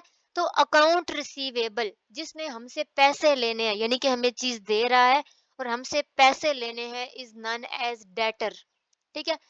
इसमें बी साइलेंट होगा, डेटर पढ़ेंगे इसको। तो जो जो अकाउंट रिसीवेबल है, यानी जिसने पैसे लेने हैं, यानी कि जिसने चीज़ दी है, ठीक है? वो है हमारा डेटर। और जो अकाउंट पेएबल है, यानी जिसने पैसे देने हैं, यानी जिसने चीज़ उधार पे ली है, ठीक है? वो हमारा क्रेडिटर है। यानी कि उधार देने वाला डेटर होता है और उधार लेने वाला क्रेडिटर होता है। अब यहाँ से अगर मैं आपको एग्जांपल से समझाऊँ तो यहाँ पे आप क्रेडिटर और डेटर को देख सकते हैं। ये क्रेडिटर है, ये मनी लेंड कर रहा है, इसको उधार पे दे रहा है और उसे कह रहा है कि 3 साल बाद मुझे आपसे चाहिए, और डेटर कह रहा है ठीक है। बिल्कुल ऐसा ही ये इंटरनेशनल इदारा जो आईएमएफ, जिससे हम पाकिस्तान ने इतना सारा कर्जा उठाया, उसको आप देख लें, तो वो हमें मनी लेंड कर रहा है और ये एक कंट्री है जो पैसे ले रहा है उससे, तो हम डेटर हो गए और वो क्रेडिटर हो गए। ठीक है? यानी इस एग्जांपल से आपको पता चल रहा है कि डेटर्स रिसीवेबल्स हैं, क्रेडिटर्स पेएबल्स हैं। ठीक है? ये पे कर रहे हैं, वो रिसीव कर रहे हैं, और फ्यूचर में डेटर्स ने हमें वापस करना होता है, क्रेडिटर्स ने वापस रिसीव करना होता है। हमारा नेक्स्ट इम्पोर्टेंट टॉपिक है अकाउंटिंग इक्वेशन। अकाउंटिंग इक्वेशन की तरफ चलते हैं। अकाउंटिंग इक्वेशंस हमारी जनाब मेनली 3 होती हैं। सबसे पहले अकाउंटिंग इक्वेशन है asset is equal to equity plus liability. अब इसको आपने रट्टा नहीं लगाना, ठीक है? रट्टा लगाने की जरूरत नहीं है। मैंने आपको एसिड क्या बताए थे? एसिड हमारी हर वो चीज होती है जो बिजनेस में लगाई जाती है, हमारा असासा, चाहे हमारा कैश है, चाहे फर्नीचर है, कंप्यूटर, हर चीज जो बिजनेस में हमारे काम आनी है, जिससे हमने फ्यूचर में प्रॉफिट कमाना है। ठीक है? तो अब हम ये एसिड कहाँ से खरीदते हैं? एसेट लेने के लिए हमारे पास 2 ही चीज़ें होती हैं, या तो हमारे पास पर्सनली पैसे होंगे वो बिज़नेस शुरू करने के लिए, ठीक है? और अगर वो कम पड़ेंगे तो हम किसी से कर्ज़ लेंगे। यानी हमारे सारे एसेट कैसे बनते हैं? या तो हमारी अपनी इक्विटी होती है, यानी कि हमने अपने पैसे हमारे होते हैं, ठीक है? या तो हमने किसी से कर्ज़ लिए हुए होते हैं। तो इन दोनों को मिला के ही हमारे सारे एसेट बनते हैं। तो asset is equal to equity plus liability. Next हमारी अकाउंटिंग इक्वेशन है जनाब कि profit is equal to income minus expense. कैसे? फॉर एग्जांपल मैंने जो है वो 2 लाख का बिज़नेस शुरू किया, ठीक है? 2 लाख का मैंने बिज़नेस शुरू किया। महीना एंड होने पे महीना एंड होने पे यानी मैंने 2 लाख का इस महीने सामान डाला था। महीना एंड होने पे मैंने 4 लाख उसमें से कमाया। तो वो क्या 4 लाख का 4 लाख मेरा प्रॉफिट है? नहीं, उसमें से 2 लाख तो वो है ना जो मैंने लगाया हुआ है। यानी कि अगर उसमें से मैं 2 लाख माइनस करूँ तो जो पीछे 2 लाख मेरा बचता है वो मेरा प्रॉफिट है असल में। ठीक है? तो यही चीज़ यहाँ पे है कि प्रॉफिट क्या होता है? इनकम, यानी कि फॉर एग्जांपल मेरी 4 लाख हुई है, लेकिन मेरे 2 लाख जो है वो एक्सपेंस भी थे। तो इनकम में से एक्सपेंस माइनस कर दें तो पीछे जो बचेगा वो हमारा प्रॉफिट होगा। यही चीज़ मैंने आपको समझाई, यही हमारी अकाउंटिंग इक्वेशन है। और तीसरी हमारी अकाउंटिंग इक्वेशन तो बिल्कुल वो चीज़ है जो मैं आपको ऑलरेडी पढ़ा चुकी हूँ कि इक्विटी में 3 ही चीज़ें होती हैं। एक हमारा कैपिटल होता है, दूसरा हमारा प्रॉफिट या लॉस होता है। प्रॉफिट होगा तो वो भी इक्विटी में आता है, लॉस होगा तो वो भी इक्विटी में आता है। और तीसरी होती है ड्राइंग्स, यानी कि मालिक जो पर्सनल यूज़ के लिए चीज़ें निकालता है। अब ओनर इक्विटी क्या होती है? यानी जो ओनर से ताल्लुक रखने वाली चीज़ें हैं। कैपिटल ज़ाहिर-सी बात है, ओनर ने इन्वेस्ट करना है। प्रॉफिट या लॉस जो भी होगा वो ओनर को मिलना है, ठीक है? और ड्राइंग्स पर्सनल यूज़ के लिए ओनर ने निकाली है। तो इक्विटी में है ही 3 चीज़ें, कैपिटल, प्रॉफिट या लॉस और ड्राइंग्स। अब प्रॉफिट है तो प्लस होगा, ज़ाहिर-सी बात है, और लॉस होगा तो माइनस होगा। और ड्राइंग्स तो होते ही माइनस है क्योंकि वो हमेशा निकालता है पर्सनल यूज़ के लिए पैसे, ठीक है? तो ये हमारी 3 मेन अकाउंटिंग इक्वेशंस हैं, इनको आपने याद रखना है। ये आगे आने वाले क्वेश्चंस में आपको प्रैक्टिकली इस्तेमाल करनी है, इसलिए आपके कांसेप्ट्स के साथ आपको ये याद रहनी चाहिए। नेक्स्ट इम्पोर्टेंट टॉपिक है हमारा टाइप्स ऑफ अकाउंट्स। तो टाइप्स ऑफ अकाउंट्स की तरफ चलते हैं। अच्छा, जो अकाउंट्स है ना, ये पहले जमाने में और तरीके से थे, अब और तरीके से। जो मॉडर्न अप्रोच है अकाउंटिंग की, इसमें जो अकाउंट्स बनाए जाते हैं वो 5 अकाउंट्स हैं, बिल्कुल ऐसे ही जैसे हमने 5 मेन हेड्स पढ़े हुए हैं। एसेट का अलग अकाउंट होगा, लायबिलिटी का अलग होगा, इनकम का अलग होगा, एक्सपेंस का अलग होगा, इक्विटी का अलग होगा। ये तो सिंपल सी चीज है, ठीक है। यानी अब इस तरीके से चलता है, लेकिन पहले ज़माने में कन्वेंशनली अकाउंट्स इस तरीके से नहीं होते थे, बल्कि कन्वेंशनली अकाउंट्स को डिवाइड किया जाता था 3 टाइप्स में। सॉरी। तो 3 टाइप्स के अकाउंट हुआ करते थे पहले, तो हमने वो भी याद रखने हैं। मॉडर्न भी आपको पता होना चाहिए किस तरह से है, और कन्वेंशनली किस तरह से होते हैं ये भी पता होना चाहिए। कन्वेंशनली हमारे अकाउंट्स यानी कि जो हमारे रवायती तौर पे जो अकाउंट्स बनाए जाते थे ना पुराने ज़माने में, वो 3 होते थे। एक पर्सनल, दूसरा रियल, तीसरा नॉमिनल। पर्सनल अकाउंट में क्या होता था कि पर्सनल अकाउंट में हमारे सिर्फ डेटर्स और क्रेडिटर्स लिखे जाते थे। हमने अगर किसी से चीज ली है उधार पे तो वो लिखी जाएगी, किसी ने हमसे लिया तो वो लिखी जाएगी। सिर्फ डेटर्स और क्रेडिटर्स लिखे जाते थे पर्सनल अकाउंट के अंदर। फिर आता है रियल अकाउंट। रियल अकाउंट में हमारे सारे एसेट्स लिखे जाते थे, जितने भी हमारे पास फर्नीचर है, बिल्डिंग है, कैश है, बैंक बैलेंस है, जितने भी हमारे पास इस तरह की चीजें पड़ी हुई है ना, उन सब का हिसाब किताब रियल अकाउंट के अंदर होता था। और तीसरा और आखिरी अकाउंट में हमारे जितने अखराजात हो रहे हैं, या जितनी हमारी सेल्स हो रही है, इनकम आ रही है, यानी हमारे पास जितना हमें प्रॉफिट या लॉस हो रहा है, उसका हिसाब किताब सारा इसमें होता था। यानी कि जितने हमने बिल वगैरह पे करने हैं, हमने सैलरियां लोगों को देनी है, हमारी सेल्स होंगी या हमने चीजें खरीदनी है, हर चीज इस तरह का जो हिसाब किताब है ना, वो हमारा नॉमिनल अकाउंट के अंदर होता था। तो ये 3 किस्म के अकाउंट पहले ज़माने में होते थे, लेकिन आपने ये याद रखना है कि ये कन्वेंशनली टाइप्स हैं, ठीक है? कदीम ज़माने के टाइप्स हैं। अभी जो मॉडर्न अप्रोच है, इसमें 5 टाइप्स के अकाउंट्स बनाए जाते हैं, और वो 5 टाइप्स वही है जो हमारे 5 मेन हेड्स हैं। नेक्स्ट इम्पोर्टेंट टॉपिक है हमारा क्रेडिट और डेबिट ग्रुप। क्रेडिट और डेबिट ग्रुप्स क्या होते हैं, इससे पहले हमें ये समझना चाहिए कि क्रेडिटर्स और डेटर्स में आप लोग को ऑलरेडी समझा चुकी हूँ, ठीक है? कि डेटर जो उधार देता है, उसने पेमेंट वसूल करनी है, वो हमारा डेटर होता है। क्रेडिट जो उधार ले रहा है, ठीक है, उसने पेमेंट फ्यूचर में जो है पे करनी है, वो हमारा डेटर और क्रेडिटर होता है, ठीक है। लेकिन अब हम लफ्ज डेबिट और क्रेडिट को समझने की कोशिश करते हैं। डेबिट का जो लफ्ज है वो लातीनी जुबान के एक लफ्ज डीबेर से निकला है, और इसकी शॉर्ट फॉर्म डी आर है, ठीक है। इसके लिए हम लफ्ज डी आर यूज करेंगे अपने अकाउंट्स के अंदर। और क्रेडिट का लफ्ज भी एक लातीनी जुबान के लफ्ज क्रेडियर के अंदर से निकला है, और जिसका शॉर्ट फॉर्म जो है वो सी आर है। और कहते हैं जिस तरह हर लैंग्वेज के अल्फाबेट्स होते हैं, लाइक इंग्लिश के अल्फाबेट्स ए बी सी हैं, इस तरह उर्दू के अल्फाबेट्स अलिफ बे हैं। इसी तरीके से अकाउंटिंग भी हमने शुरू में पढ़ा था कि ये एक लैंग्वेज है, जिसमें हम फाइनेंशियल इंफॉर्मेशन को जो है वो एक्सप्रेस करते हैं। तो इसके अल्फाबेट्स ये 2 लफ्ज हैं, क्रेडिट और डेबिट। इसके बगैर कोई अकाउंटिंग का तस्वुर मौजूद नहीं है, इसलिए हमने ये याद रखना है। तो अकाउंट डेबिट और क्रेडिट के भी कुछ रूल्स हैं, वो रूल्स अब हमें याद करने पड़ेंगे। क्या हमने 5 मेन हेड्स पढ़े थे, एसेट, एक्सपेंस, इक्विटी, लायबिलिटी और इनकम। तो इनमें से जो 2 ऐसे हैं, ऐसे हमारे जो हेड्स हैं, एसेट और एक्सपेंस। निशानी के तौर पे मैं आपको बता दूं कि दोनों को पढ़ने में अलिफ के साथ ज़बर के साथ अलिफ पढ़ी जाती है, ठीक है? एसेट और एक्सपेंस दोनों ही। ये दोनों ही जब इंक्रीज़ होते हैं, यानी कि जब हम इनको, जब भी हमारी कोई चीज़ हमारे पास जब स्टेटमेंट्स आएँगी ना, तो जब भी कोई चीज इनमें ऐड हो रही होगी, तो ये डेबिट हो रहे होंगे, ठीक है। और जब इनमें से कोई चीज माइनस हो रही होगी, तो ये क्रेडिट हो रहे होंगे, ठीक है। और इनके उल्ट चलेंगे ऑनर, इक्विटी, लायबिलिटी और इनकम, कि जब ये इंक्रीज होंगे, इनमें कोई चीज ऐड होगी तो ये क्रेडिट होंगे, जब इनमें कोई चीज डिक्रीज होगी तो ये डेबिट होंगे। ये इनके रूल्स हैं, आपको याद करना है कि ये डेबिट ग्रुप में 2 ही आते हैं और क्रेडिट ग्रुप में 3 आते हैं। और किस तरह से इनको लेके चलना है ये आपको याद रखना है। ये चीज मजीद इधर आगे एक्सप्लेन की गई है, ये देखें यहाँ पे, ठीक है। ये डेबिट ग्रुप पे एसेट और एक्सपेंस इंक्रीज होंगे तो डेबिट होंगे, डिक्रीज होंगे तो क्रेडिट हो जाएंगे, ठीक है। इक्विटी, लायबिलिटी और इनकम इंक्रीज होंगे तो क्रेडिट होंगे, डिक्रीज होंगे तो डेबिट होंगे। ये इनका टेबल भी बनाया हुआ है कि मेनली ये दोनों डेबिट होते हैं, इंक्रीज हो रहे हैं तो डेबिट, डिक्रीज होंगे तो क्रेडिट होंगे। और ये तीनों वैसे इंक्रीज हो तो क्रेडिट होते हैं, और डिक्रीज हो तो डेबिट होते हैं। ये आपको बिल्कुल अच्छे से याद होना चाहिए। इवन मैंने आपको पीछे जो एक टेबल दिखाया था, जिसमें मेन हेड्स ये 5 और उनके नीचे अकाउंटिंग हेड्स थे, कि एसेट में क्या क्या चीजें आती हैं, एक्सपेंस में क्या क्या चीजें आती हैं, उनके हिसाब से आपको याद रहना चाहिए। फॉर एग्जाम्पल, जब हमें कहा जाएगा कि, मतलब मैं इधर आपको एक मिसाल में दिखा देती हूँ। मैं इसके साथ-साथ आपको ये भी बता दूँ कि आप लोगों के लिए बहुत ही ज़्यादा इम्पोर्टेंट है इन चीज़ें जो एक्सरसाइज़ेज़ बीच में दी गई हैं, इनको करना, ठीक है?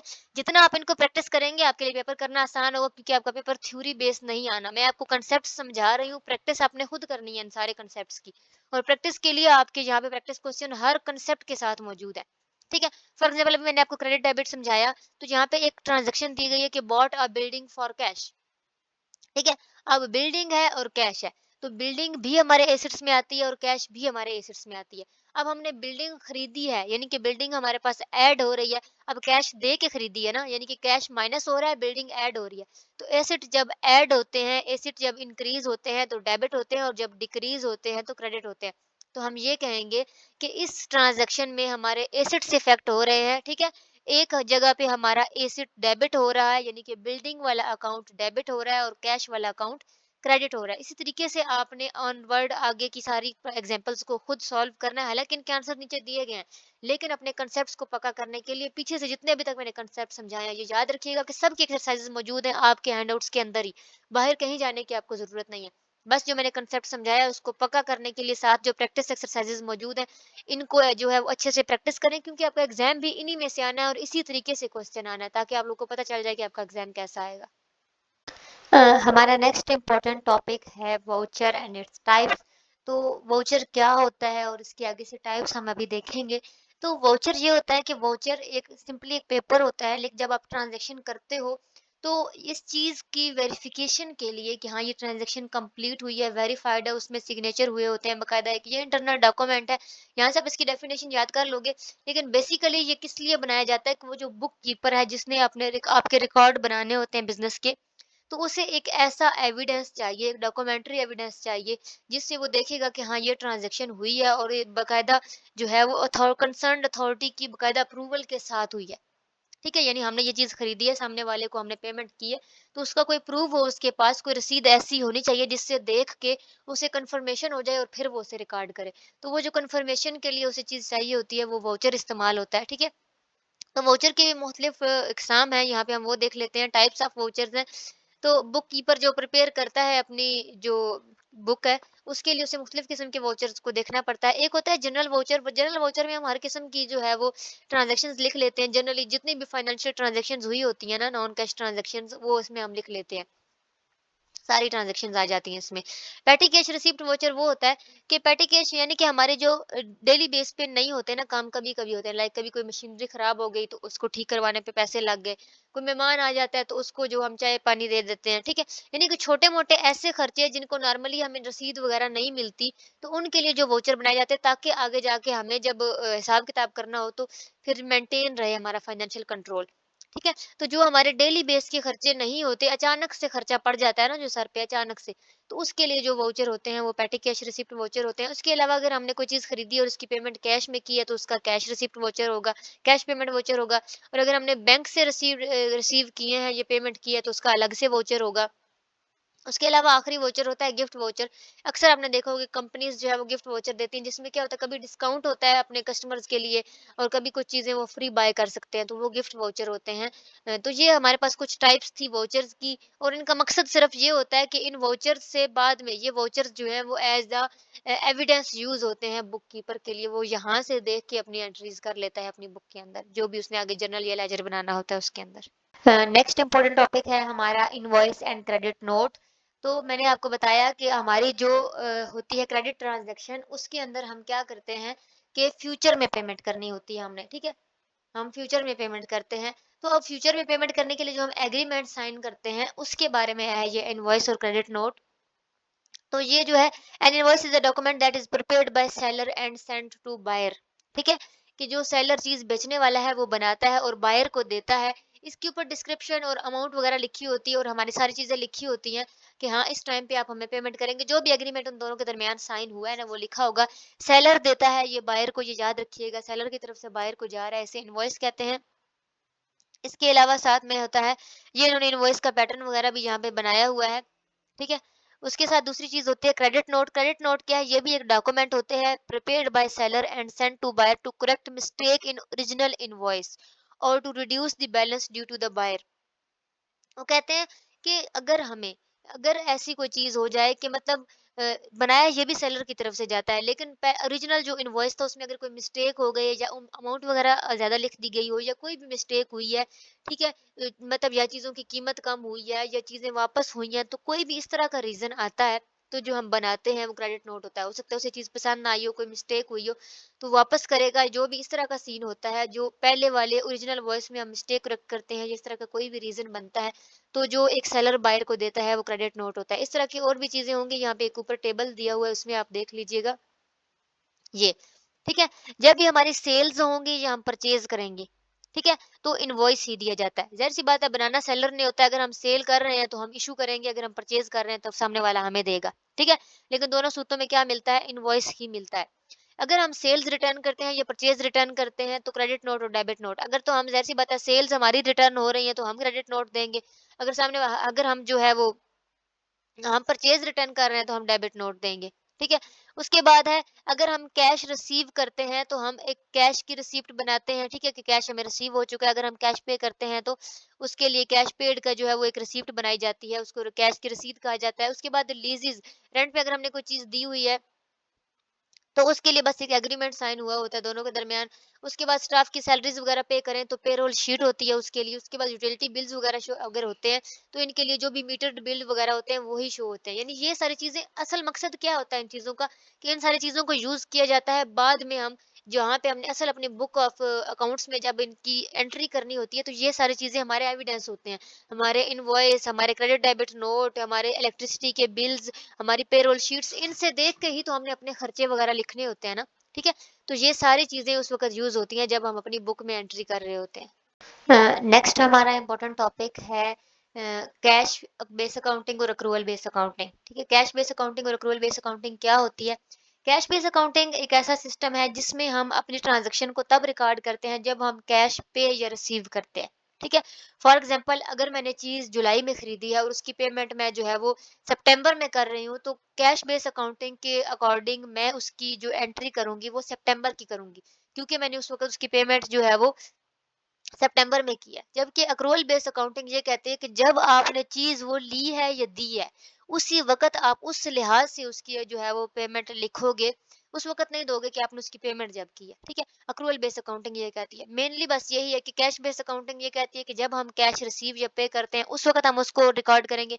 जबकि एक्रूअल बेस्ड अकाउंटिंग ये कहती है कि जब हमारी ट्रांज़ैक्शन हुई थी ना मेनली, हमने चीज़ खरीदी थी या दी थी, उस महीने का लिखेंगे। यानी कि कैश बेस के हिसाब से मेरी जो ट्रांजैक्शन लिखी जाएगी वो सितंबर में लिखी जाएगी, लेकिन अक्रूवल के हिसाब से मेरी वो जुलाई में ही लिखी जाएगी। बस मेनली ये फ़र्क आता है इसके बीच में, बाकी डेफिनेशंस आप इनकी याद कर लीजिएगा। लेकिन पेपर आपका थ्योरी बेस आना नहीं है, आपका पेपर आना ही जो है वो मैंने बताया था कि मैं आपको सिचुएशंस दी जाती हैं, जिसकी प्रैक्टिस के लिए मैं आपको पहले भी ये जो है वो एक क्लिप में बता चुकी हूँ कि आप लोगों ने इसके प्रैक्टिस क्वेश्चन हर कांसेप्ट के बाद प्रैक्टिस क्वेश्चन आपके हैंडआउट्स में मौजूद हैं, उनको प्रैक्टिस करें। आप लोगों का पेपर भी यहीं से बनता है, बाहर से क्वेश्चन नहीं आता, उसी से बनता है, तो उसको अच्छे से प्रैक्टिस कर लीजिएगा, आपको अच्छे से कंसेप्ट क्लियर हो जाएगा। हमारा नेक्स्ट इम्पोर्टेंट टॉपिक है जर्नल एंड इट्स फॉर्मेट, ठीक है? आई होप आपको ये टॉपिक्स समझ में आ रहे होंगे। इन टॉपिक्स को कंसेप्चुअली समझाना मेरा काम है, लेकिन जब तक आप इनको खुद प्रैक्टिस नहीं करेंगे, आप पेपर अटेम्प्ट करने के काबिल नहीं होंगे, ये याद रखिएगा।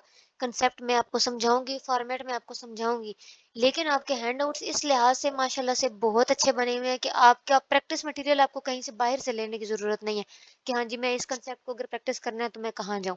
ऐसा सीन नहीं होने वाला। अब यहाँ से जो चीज़ हमारी शुरू होने वाली है, जो फॉर्मेट मैं आपको समझाऊँगी, उसको आपको साथ-साथ प्रैक्टिस करना पड़ेगा। ये एक वीडियो आपको पेपर के लिए तैयार कर सकती है, ये ठीक है। लेकिन उसके लिए मैं जो-जो कंसेप्ट एक-एक टॉपिक करवा रही हूँ, उसकी आगे जो आपके हैंडआउट्स में एग्ज़ाम्पल्स मौजूद हैं, उनको आपने ज़रूर हल करना है। अदरवाइज़ आप पेपर नहीं अटेम्प्ट कर सकोगे। सिर्फ़ सुन लेने से नहीं आता है, जब तक आप उसे खुद प्रैक्टिस नहीं करते हो। ये याद रखना, ठीक है? चलते हैं हम अपने टॉपिक की तरफ। तो टॉपिक है हमारा जर्नल। अब जनरल क्या होता है, मैंने आपको अकाउंटिंग साइकिल में बताया था कि सबसे पहले हमें क्लासिफाई करना होता है अपनी जो भी हमारे पास अमाउंट आती है, जो ट्रांजैक्शन आती है, कि वो हमारी क्या है, मतलब हम आया वो डेब हमारे पास जो है वो एसेट है या हमारे एक्सपेंस के तौर पे है या लाइबिलिटी है। जब वो हम क्लासिफाई कर लेते हैं तो फिर हमारा नेक्स्ट जो ऑप्शन आता है, हमें उसे रिकॉर्ड करना होता है, ठीक है? ऐसा ही है। अब हमें रिकॉर्ड करना है, तो रिकॉर्ड करने के लिए जो हमारी सबसे पहली बुक यूज़ होती है अकाउंटिंग साइकिल के अंदर, उसको जर्नल कहा जाता है। अब जर्नल क्यों बनाया जाता है? ज़ाहिर-सी बात है, अब वो जो हमारे पास चेक्स की सूरत में और रसीदों की सूरत में पड़े हैं सारी ज़िंदगी, हम उनको ऐसे तो नहीं सँभाल सकते, सालों के हिसाब-किताब बनाने होते हैं, ठीक है? तो हम एक बुक ऑफ अकाउंट बनाते हैं, जिसमें हम डिटेल से अपनी फाइनेंशियल इन्फॉर्मेशन लिखते हैं, ठीक है? तो ये जो सबसे पहली बुक बनती है, जिसमें हम डिटेल से लिखते हैं कि जी फलाँ चीज़ खरीदी गई, इतने की खरीदी गई, इस दिन खरीदी गई, फलाँ बंदे से खरीदी गई, ठीक है? ये जो हम सारा कुछ लिखते हैं, इसको हम जर्नल कहते हैं, ठीक है? और क्योंकि ये सबसे पहली बुक है यानी जिसमें हमारे अकाउंटिंग का रिकॉर्ड शुरू होता है, तो इस वज़ह से इसको बुक ऑफ प्राइमरी एंट्री या फिर बुक ऑफ ओरिजिनल एंट्री भी कहा जाता है। ये आपके एमसीक्यूज़ बेस के लिहाज़ से आ सकता है। उसके अलावा ये इसमें जो हम फाइनेंशियल इन्फॉर्मेशन लिखते हैं वो भी ऐवे ही नहीं लिख दी जाती कि जी बस आई तो लिख दी, ऐसा नहीं है। बल्कि इसका भी बाकायदा एक प्रॉपर फॉर्मेट होता है, कुछ रूल्स होते हैं, उसके हिसाब से इसको लिखना होता है। जिस तरह अब इंग्लिश है ना, इंग्लिश को लिखने के लिए हम बाकायदा टेंसेस का इस्तेमाल करते हैं जी, पहले सब्जेक्ट आएगा जी, फिर वर्ब आएगा, फिर उसके बाद ऑब्जेक्ट आएगा। ऐसे ही इसके भी कुछ पार्ट्स होते हैं, पार्ट्स ऑफ स्पीच की तरह बिल्कुल इसके भी पार्ट्स होते हैं, वो 6 पार्ट होते हैं अकाउंटिंग लैंग्वेज में। जर्नल के सबसे पहले हमने लिखनी होती है जनाब डेट, उसके बाद हमने पर्टिकुलर्स लिखने होते हैं। क्या होते हैं ये मैं आपको आगे समझाती हूँ। फिलहाल सिर्फ ये है कि ये 6 पार्ट्स होते हैं इसके। पहले डेट, फिर पर्टिकुलर्स, फिर पोस्ट रेफरेंस, फिर डेबिट अमाउंट, फिर क्रेडिट अमाउंट और फिर नरेशन। अब ये कैसे बनाते हैं ये मैं आपको समझाती हूँ। लेकिन अभी तक जो मैं कह रही हूँ उसको समझे कि 6 पार्ट इसके बनेंगे यानी 6 कॉलम 5 कॉलम्स होंगे, नरेशन तो है पर्टिकुलर के साथ लिखी जाती है। सॉरी। उसके बाद ये जो बंदा जर्नल बनाता है, जो सारी इन्फॉर्मेशन को लिखता है, जो रिस्पॉन्सिबल होता है जर्नल को मेंटेन करने का, उसको बुक कीपर कहा जाता है। ठीक है? और उसको फाइनेंशियल इन्फॉर्मेशन को एनालाइज करने की एक्सपर्टीज होती है, उसको पता होता है कि हाँ जी, फलां इन्फॉर्मेशन मुझे दी गई है तो ये इंक्रीज हो रही है, ये डिक्रीज हो रही है, जो कि मैंने आपको पिछले अभी जो है वो एक टॉपिक में पढ़ाया था कि जब जब हमारे एसेट इंक्रीज होंगे तो वो डेबिट होंगे, डिक्रीज होंगे तो क्रेडिट होंगे। ये चीज़ आपको याद रखनी पड़ेगी, इसी चीज़ पे आपकी सारी अकाउंटिंग चलने वाली है कि जब जब हमारे एसेट इंक्रीज होते हैं तो डेबिट होते हैं, डिक्रीज होते हैं तो क्रेडिट होते हैं, और एक्सपेंस भी इसी तरीके से इंक्रीज होते हैं तो डेबिट और डिक्रीज होते हैं तो क्रेडिट। बाकी तीनों चीजें इंक्रीज होंगी तो क्रेडिट होंगी और डिक्रीज होंगी तो डेबिट होंगी। ये आपको याद नहीं रहेगा तो आप कभी भी ना जर्नल बना सकोगे ना लेजर, कोई भी स्टेटमेंट आप नहीं बना सकते हो। इस चीज को याद रखना है आप लोगों ने। अब हम जानते हैं जर्नल के फॉर्मेट की तरफ कि जर्नल का फॉर्मेट क्या होता है। तो जर्नल के फॉर्मेट को हमने अगर समझना है तो हमें उसको देखना पड़ेगा कि 5 चीज़ें, क्योंकि मैंने 6 चीज़ें आपको बताई कि इसमें होती हैं। ठीक है? 6 चीज़ें इसमें होती हैं और उन 6 चीज़ों को लिखने के लिए ये देखिए हमारे पास ये सैंपल ट्रांज़ैक्शंस का मौजूद है।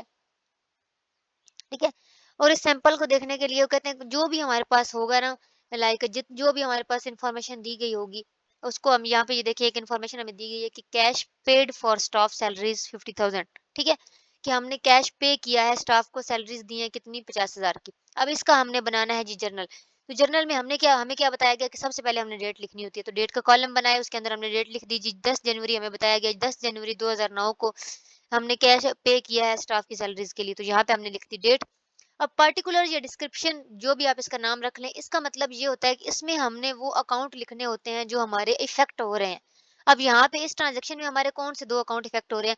एक है जी कैश पे कर रहे हैं हम, दूसरा हम स्टाफ की सैलरीज के लिए पे कर रहे हैं। तो ऑब्वियसली साफ दिख रहा है कि 2 अकाउंट्स, एक तो हमारा क्योंकि कैश जा रहा है तो कैश वाला अकाउंट होगा, दूसरा हम क्योंकि सैलरीज हमारा एक्सपेंस जो है वो ज़ाहिर-सी बात है एक्सपेंस हमारा जो है वो भी जा रहा है, तो वो हमारा अकाउंट इफेक्ट होगा। तो एक हमारा सैलरीज़ का अकाउंट इफेक्ट हो रहा है, एक हमारा कैश का अकाउंट इफेक्ट हो रहा है, ठीक है? अब सैलरीज़ एक्सपेंस में आती हैं हमारी, ठीक है? तो ज़ाहिर-सी बात है हम सैलरीज़ दे रहे हैं तो वो डेबिट हो जाएगा, कैश हमारा कम हो रहा है, एसेट्स जब कम होते हैं तो वो क्रेडिट हो जाते हैं, ठीक है? तो ये देखिए, अब पोस्ट रेफरेंस क्या होता है?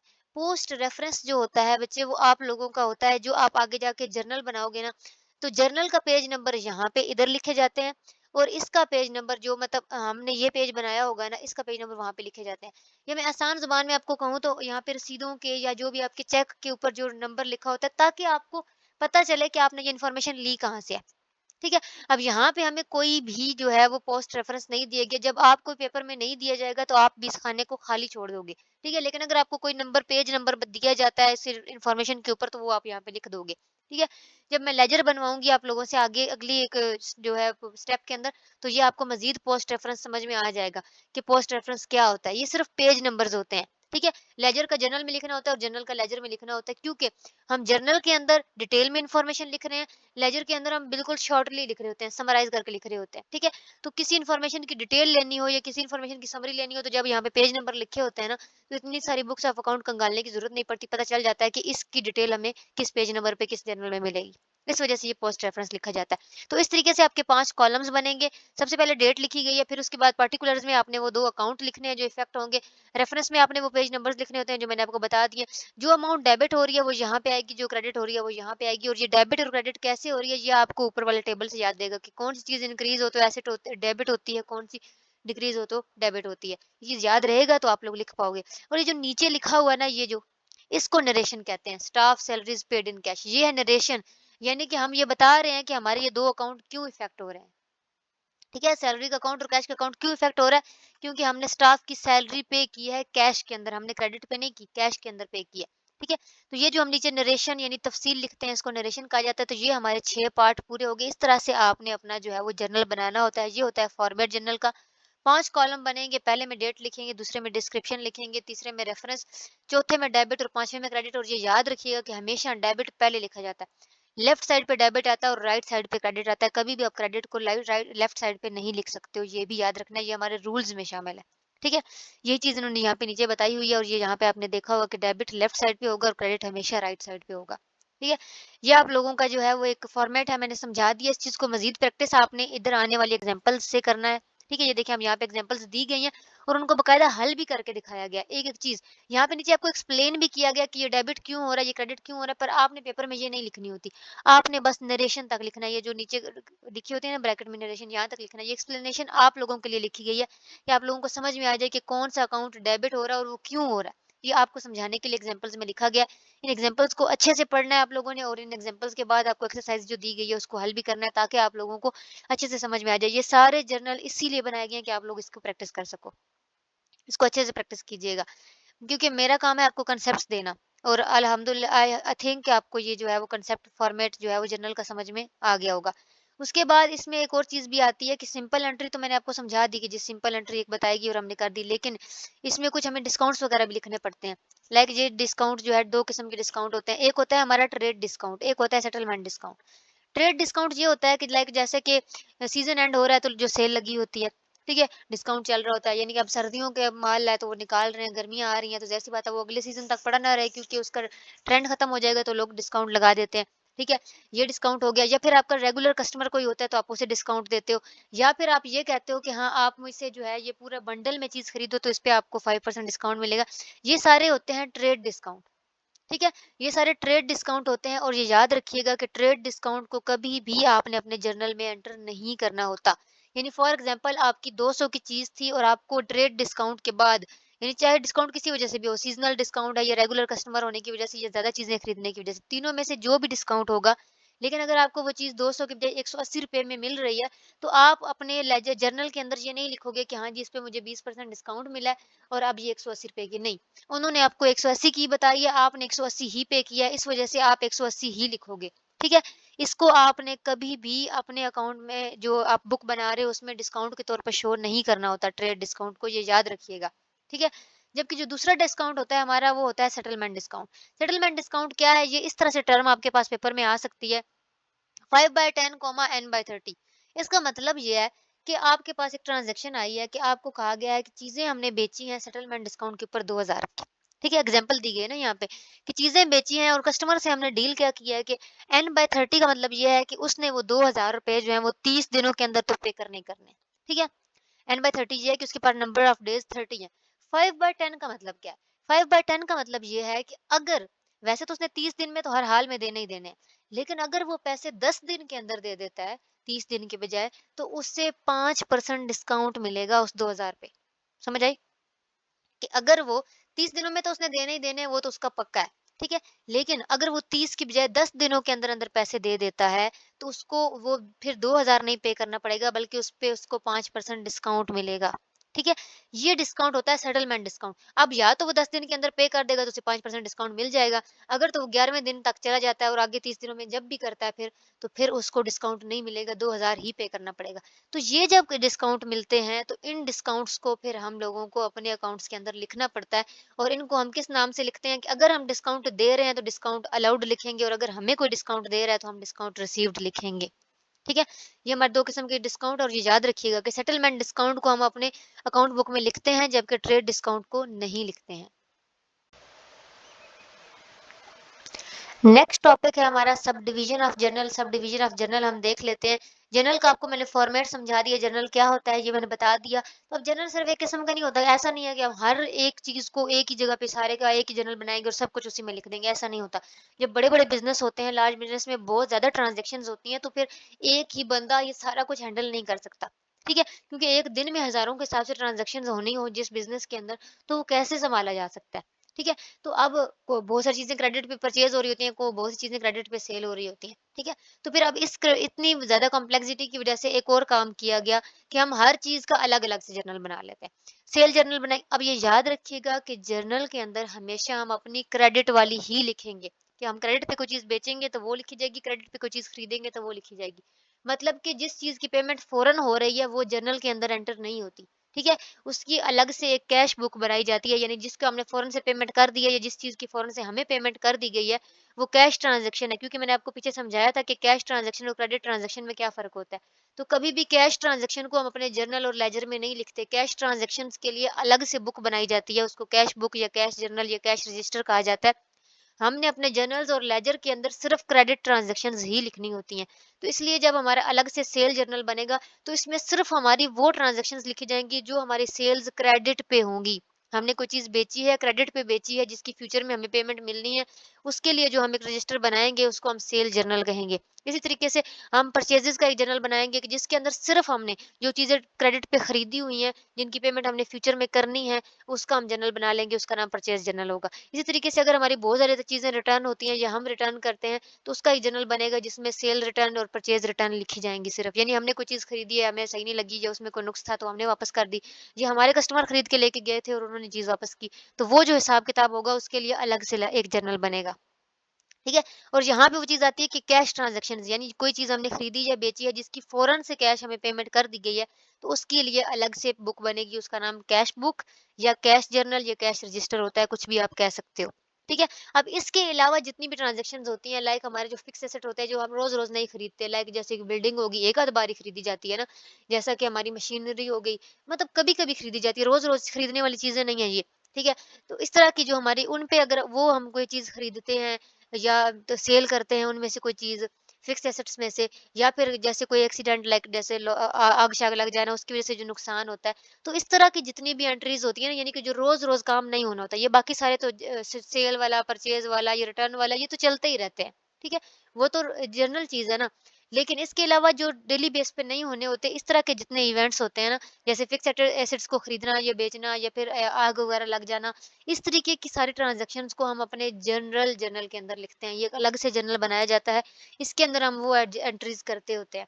ठीक है? या फिर हमारे महीने के बाद जो क्लोजिंग स्टॉक होता है या जो ओपनिंग स्टॉक होता है, वो हम इसमें लिखते हैं। ठीक है? उसके लिए क्या बनाया जाता है? जर्नल। अब ये हर एक के बनाने का आगे फॉर्मेट आ रहा है, वो भी मैं आपको एक-एक बार बस दिखा देती हूँ। अब सेल जर्नल है तो ज़ाहिर-सी बात है, हम सेल कर रहे हैं चीज़ें, तो लेने वाला हमारा कौन है? डेटर होगा। उसने हमें पैसे देने हैं, तो ज़ाहिर-सी बात है हम यहाँ पे डेटर का ना ये डेट लिखेंगे, यहाँ पे अपने डेटर का नाम लिखेंगे, ठीक है? तो उसको ज़ाहिर-सी बात है हमने कोई इनवॉइस तो लिख के दिया ही है ना, ठीक है? ये पोस्ट रेफरेंस में हम ये यहाँ पे जो है पोस्ट रेफरेंस में अपने लेजर का लिख लेंगे और इनवॉइस में हम जो भी उसने हमने उसे हमने रसीद बना के दी है, उसका नंबर यहाँ पे लिख लेंगे और आखिर में जितनी अमाउंट हमारी बनती है, जितनी उसने हमें देनी है, वो हम यहाँ पे लिख देंगे। यही 5 खाने बनेंगे और ये फॉर्मेट याद रखिएगा। ये फॉर्मेट याद रखिएगा, ये 5 चीज़ें लिखी जाती हैं जब हम सेल जर्नल बनाते हैं। ठीक है? फ़र्क सिर्फ़ कितना सा आया है कि जब हम नॉर्मल जर्नल बनाते थे, यहाँ पे क्रेडिट और डेबिट होता था, 2 चीज़ें होती थी। जबकि अब यहाँ पे हम एक ही चीज़ हो रही है, क्रेडिट हो रही है, डेबिट। अब यहाँ पे तो हमारे डेटर्स लिखे जा रहे हैं, सिर्फ़ डेबिट ही होनी है, क्योंकि सेल जर्नल सिर्फ़ बन रहा है। तो फिर इस तरीके से होगा कि एक इनवॉइस नंबर लिखा जाएगा, एक पोस्ट रेफ़रेंस लिखा जाएगा। इनवॉइस नंबर आपकी रसीद का नंबर यहाँ पे आ जाएगा, पोस्ट रेफ़रेंस आपके लेजर का नंबर आएगा, जो कि हम आगे बनाना अभी सीखेंगे। ठीक है? तो ये फ़ॉर्मेट होगा, इस तरीके से आपने इसको बनाना है। इसकी एग्ज़ाम्पल्स आगे आ रही हैं, प्रैक्टिस कर लीजिएगा। ये सारी एग्ज़ाम्पल्स इन्होंने बना के दी हुई हैं ये आप लोगों को। अगर आपको कोई इनवॉइस नंबर या पोस्ट रेफरेंस नहीं दिया जाता जैसा कि यहाँ पे, तो आप ये खाना खाली छोड़ दोगे पेपर में, कंफ्यूज नहीं होना कि हाँ जी दिया ही नहीं गया तो मैं क्या करूँ। ऐसे अगर आपको सिंपल सिंपल ट्रांजेक्शन दी गई हैं तो आप भी बस क्या करोगे, डेट लिखोगे, नाम लिखोगे, अमाउंट लिख दोगे, बात खत्म। लेकिन खाने 5 ही बनाओगे ताकि सामने वाले को पता चले कि आपको पता है कि इसका फॉर्मेट क्या है। ठीक है? ऐसा नहीं है कि आपको इनवॉइस नंबर या पोस्ट रेफरेंस नहीं दिया गया तो आप उसका खाना ही नहीं बनाओगे। खाना बनाना है लेकिन खाली छोड़ के आ जाना है, क्योंकि आपको दिया ही नहीं गया। ठीक है? ये चीज़ याद रखिएगा। सेम चीज़ आगे जनरल परचेज़ जर्नल में क्या है, हमारे क्रेडिटर्स के नाम होंगे, वही इनवॉइस रेफरेंस सारा चीज़ें वही है। सेम हमारे पास होगा, बस 5 खाने ही बनेंगे। ये आप लोगों ने इनके जो है ना, क्या कहते हैं, फॉर्मेट ये याद रखने हैं। कोई भी बनाने को आ सकता है आपके पास, ठीक है? इसी तरीके से आगे रिटर्न वाले में परचेज़ रिटर्न है या वो रिटर्न है, तो सेम चीज़ें वही हैं, ठीक है? जो क्रेडिटर्स के नाम आ जाएँगे और उनकी अमाउंट आ जाएगी। सेम चीज़ है, रेफरेंस दिया गया है तो लिख देना, नहीं दिया गया तो ना लिखना।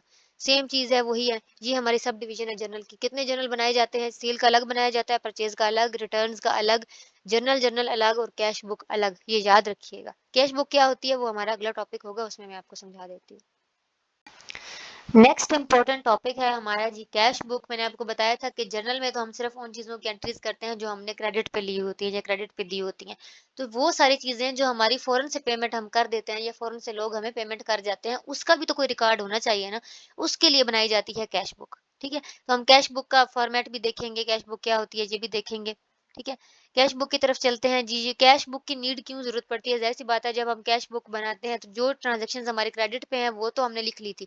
लेकिन जो हमारे कैश पे है उसकी भी तो हमें हिसाब-किताब रखना है ना, ज़ाहिर-सी बात है साल के एंड पे अब हमें सारा जो है वो अपना करना होता है, तो उसके लिए फिर हमें रिकॉर्ड की तो ज़रूरत पड़ेगी, ठीक है? तो फिर हम क्या करते हैं, कैश बुक बनाते हैं जिसमें हम कैश की ट्रांज़ैक्शंस लिखते हैं। अब कैश बुक की भी कुछ टाइप्स होती हैं, एक होती है सिंगल कॉलम कैश बुक, ठीक है? सिंगल कॉलम कैश बुक में ये है कि आपने पेमेंट की है या आपने रिसीव किया है, बस आपने वो लिख लिया। ठीक है? यहाँ पे फिर एक और कैश बुक होती है जिसमें आप 2 कॉलम कैश बुक बनाते हो, जिसमें आप एक जो है वो 7 कॉलम कैश का बनाते हो कि किसी ने कैश में पेमेंट की है और अगर किसी ने बाय चेक की है तो आप उसमें बैंक का कॉलम बना देते हो। ठीक है? तो कैश वाले में कैश के लिख लीजिए, जिसने बाय चेक वगैरह दिया तो उसकी बैंक वाली पेमेंट में आप नाम लिख देते हो। ठीक है? इस तरीके से आप कभी-कभी ऐसा भी करते हो कि कैश और डिस्काउंट का कॉलम बना लिया। ठीक है? कि आपने डिस्काउंट अगर दिया है तो आप उसका कॉलम बना लोगे या फिर बैंक और डिस्काउंट का कॉलम, यानी ये 2 कॉलम कैश बुक होती है। सबके फॉर्मेट्स भी दिखाऊँगी। फिर 3 कॉलम कैश बुक भी होती है जिसमें आप कैश, बैंक और डिस्काउंट तीनों का कॉलम बनाते हो और एक होती है हमारी पेटी कैश बुक। पेटी कैश बुक ये होती है कि आप उन चीज़ों का रिकॉर्ड लिखते हो जो बहुत ही गैर अहम समझी जाती हैं, लेकिन उनको भी हमें हिसाब-किताब तो रखना है। अब ज़ाहिर-सी बात है, ऐसा तो नहीं हो सकता कि हम उनको एवें ही छोड़ दें। ठीक है? अब वो छोटे-मोटे हिसाब-किताब क्या होते हैं वो भी मैं आपको दिखा देती हूँ। सबसे पहले हम ये जो सिंगल और डबल वाली हैं वो देख लेते हैं। अब ये देखें, करना क्या है, डेट रिसीव किया आपने, कोई पैसे रिसीव किए हैं तो उसका नाम लिखेंगे या जिस चीज़ के लिए रिसीव किए हैं वो लिखेंगे, रेफरेंस है तो लिखेंगे, नहीं है तो नहीं लिखेंगे और अमाउंट लिख देंगे, ठीक है? यहाँ पे रिसीव करने वाले, यहाँ पे पेमेंट करने वाले, ये तो हो गई सिंगल कॉलम, ठीक है? यहाँ पे डबल कॉलम आ गई है, फ़र्क सिर्फ यही है कि यहाँ पे कैश के साथ बैंक का कॉलम भी आ गया, ठीक है? यहाँ पे कैश और बैंक के साथ डिस्काउंट का कॉलम भी आ गया, बस ये फ़र्क आ रहा है, ठीक है? इस तरीके से बनेगी एक साइड पे रिसीव वाली और एक साइड पे पेमेंट वाली। ये होती है पेटी कैश बुक। पेटी कैश बुक में आपने अपने छोटे-छोटे खर्चे लिखने होते हैं जो डेली बेस पे आपके हो रहे होते हैं, ठीक है? अब उसके लिए जैसा कि एंटरटेनमेंट के लिए आप चले गए, कभी कोई फ़ोटोकॉपी करवा ली, कोई चीज़ खराब हुई तो उसको रिपेयर करवा लिया, आपने कोई ट्रैवल किया, कोई भी आपने छोटी-छोटी सी भी पेमेंट्स हुई है ना, तो वो जो आपने लिखनी होती है उसके लिए जो बुक बनाई जाती है उसको पेटी कैश बुक कहा जाता है। इन सारी चीज़ों के आगे अब ये आ रही हैं, क्या कहते हैं, एग्ज़ाम्पल्स, इनको आपने खुद जो है वो प्रैक्टिस करना है ताकि आप लोगों की ये चीज़ भी क्लियर हो जाए कि ये कैसे बनाई जाती हैं। अब पेटी कैश बुक में एक और चीज़ आती है कि 2 किस्म की पेटी कैश बुक्स बनाई जाती हैं। एक पेटी कैश सिस्टम होता है, इसमें ये होता है कि आपको हर हफ्ते ₹1000 आपको पता है कि पेटी कैश के लिए हमें ₹1000 मिल रहा है कि इसमें हमने जितने छोटे-छोटे खर्चे हैं ना, पेटी कैशियर को दे दिया जाता है ₹1000 के जितने छोटे-छोटे खर्चे होंगे इसमें से कर लेना, ठीक है? अब हफ्ते के एंड पे अगर उसके क्या होता है कि ₹970 का खर्चा हुआ है, तो ₹30 बच गए ना, तो उसको नेक्स्ट वीक के फिर से ₹1000 मिल जाएँगे। अब उसके पास 1030 हो गया और फिर इस तरह से ही हर हफ्ते उसको 1000 मिलते रहेंगे, पिछले में से कुछ बचा है या नहीं बचा, उससे फ़र्क नहीं पड़ेगा। ये सिस्टम होता है पेटी कैश सिस्टम। लेकिन एक और सिस्टम होता है इम्प्रेस्ड सिस्टम। उसमें ये होता है कि आपको ₹1000 दिया गया, आपका उस हफ्ते में 970 लगे, 30 बचे, तो आपसे वो पूछेगा मेन कैशियर कि आपके पास कितने बचे हुए हैं, आप कहोगे 30 बचे हुए हैं, तो वो आपको 970 और दे देगा, फिर आपके 1000 पूरे कर देगा, ठीक है? फिर आप अगले हफ्ता पूरा चलाओगे और उसमें आपके जितने भी बचेंगे वो आपसे पूछेगा, जितने आपके पास मतलब 10 बचे हैं, 20 बचे हैं, 30 बचे हैं, 100 बचे हैं, आप बताओगे, उसके ऊपर वो जितने एक्स्ट्रा बनते हैं ना, इतने आपको दे के 1000 पूरा कर देगा। यानी पहले और दूसरे में फ़र्क क्या है कि पहले में जितने भी आपके पास बचे हैं, उससे फ़र्क नहीं पड़ेगा, आपको हर हफ्ते ही 1000 दिया जाएगा। जबकि यहाँ पे आपको सिर्फ इक्वल टू 1000 करके दे दिया जाएगा। ये 2 किस्म की पेटी कैश बुक्स होती हैं। नेक्स्ट हमारा इम्पोर्टेंट टॉपिक है जी लेजर और उसका फॉर्मेट। जर्नल हमने बनाना सीख लिया है और अब हम लेजर की तरफ चलते हैं। सबसे पहले हमें ये पता होना चाहिए कि लेजर है क्या और ये क्यों बनाया जाता है। ठीक है? अब जर्नल में आपने एक चीज़ देखी होगी कि हम डिटेल में इन्फॉर्मेशन लिख देते हैं। जी, हमने कोई चीज़ खरीदी है तो हम उसकी डेट लिख देंगे। हमने उसकी वजह से हमारे कौन-कौन सा अकाउंट डेबिट क्रेडिट हुआ हम वो लिख देते हैं। ठीक है? हम डिटेल में हर चीज़ लिख देते हैं उसमें।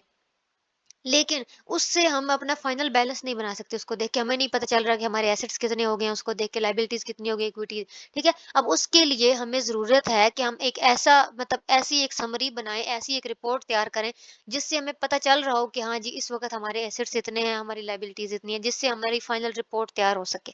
ठीक है? तो वो बनाने के लिए हम एक शॉर्ट समरी तैयार करते हैं जिसका नाम लेजर है। ठीक है?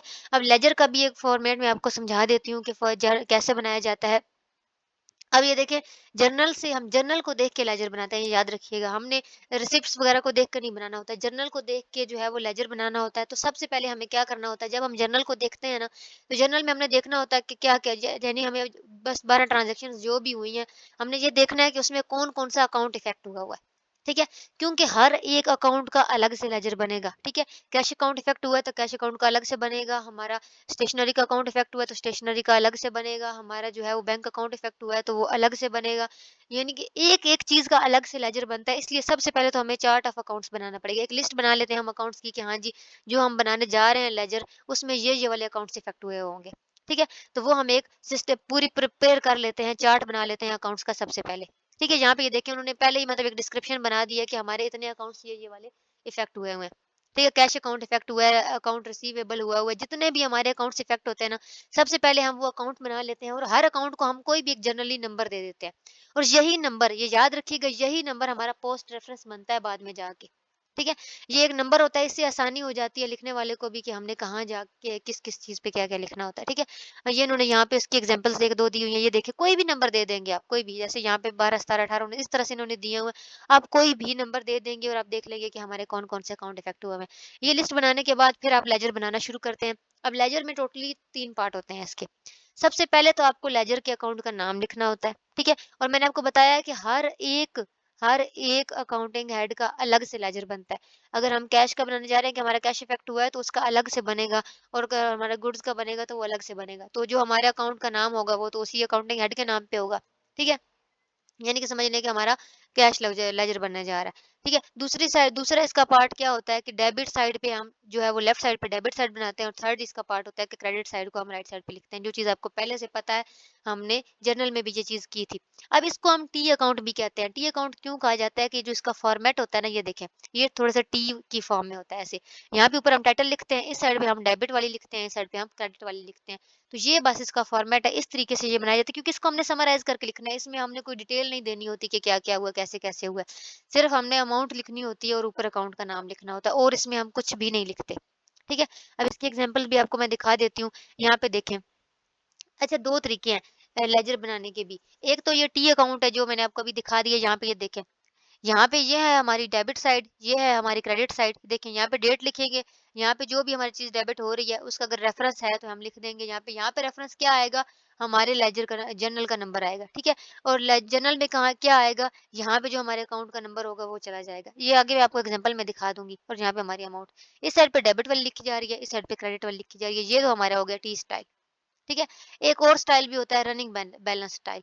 रनिंग बैलेंस स्टाइल में कैसे लिखा जाता है कि हम क्या करते हैं कि इस तरह से डेबिट साइड और क्रेडिट साइड नहीं बनाते, बल्कि एक ही जगह पे इधर तो पार्टिकुलर्स यहाँ के डेबिट वाले अलग लिख रहे हैं ना, क्रेडिट वाले अलग लिख रहे हैं। जबकि इसमें हम क्या करते हैं कि हम इकट्ठे लिखते हैं। इकट्ठे एक जगह पे पार्टिकुलर्स लिख लिए, ठीक है? इकट्ठे पार्टिकुलर्स लिख लिए और उसके बाद हम क्या करेंगे कि फिर आगे डेबिट और क्रेडिट का दोनों का खाना बना दिए। जो डेबिट हो रहा है उसके डेबिट वाले खाने में लिख लेंगे, जो क्रेडिट हो रहा है क्रेडिट वाले खाने में लिख लेंगे। और इसमें फ़र्क ये होता है कि टी अकाउंट स्टाइल में हम महीने के एंड पे जाके टोटल करते हैं दोनों का, ठीक है? सारी अमाउंट इधर भी लिखी हुई है, इधर भी लिखी हुई है, महीने के एंड पे जाके करेंगे। जबकि रनिंग बैलेंस स्टाइल में ये होता है कि डेली बेस पे आपकी जो-जो भी डेबिट क्रेडिट हो रही है उसके बाद आप उसका टोटल बैलेंस यहाँ पे लिख सकते हो।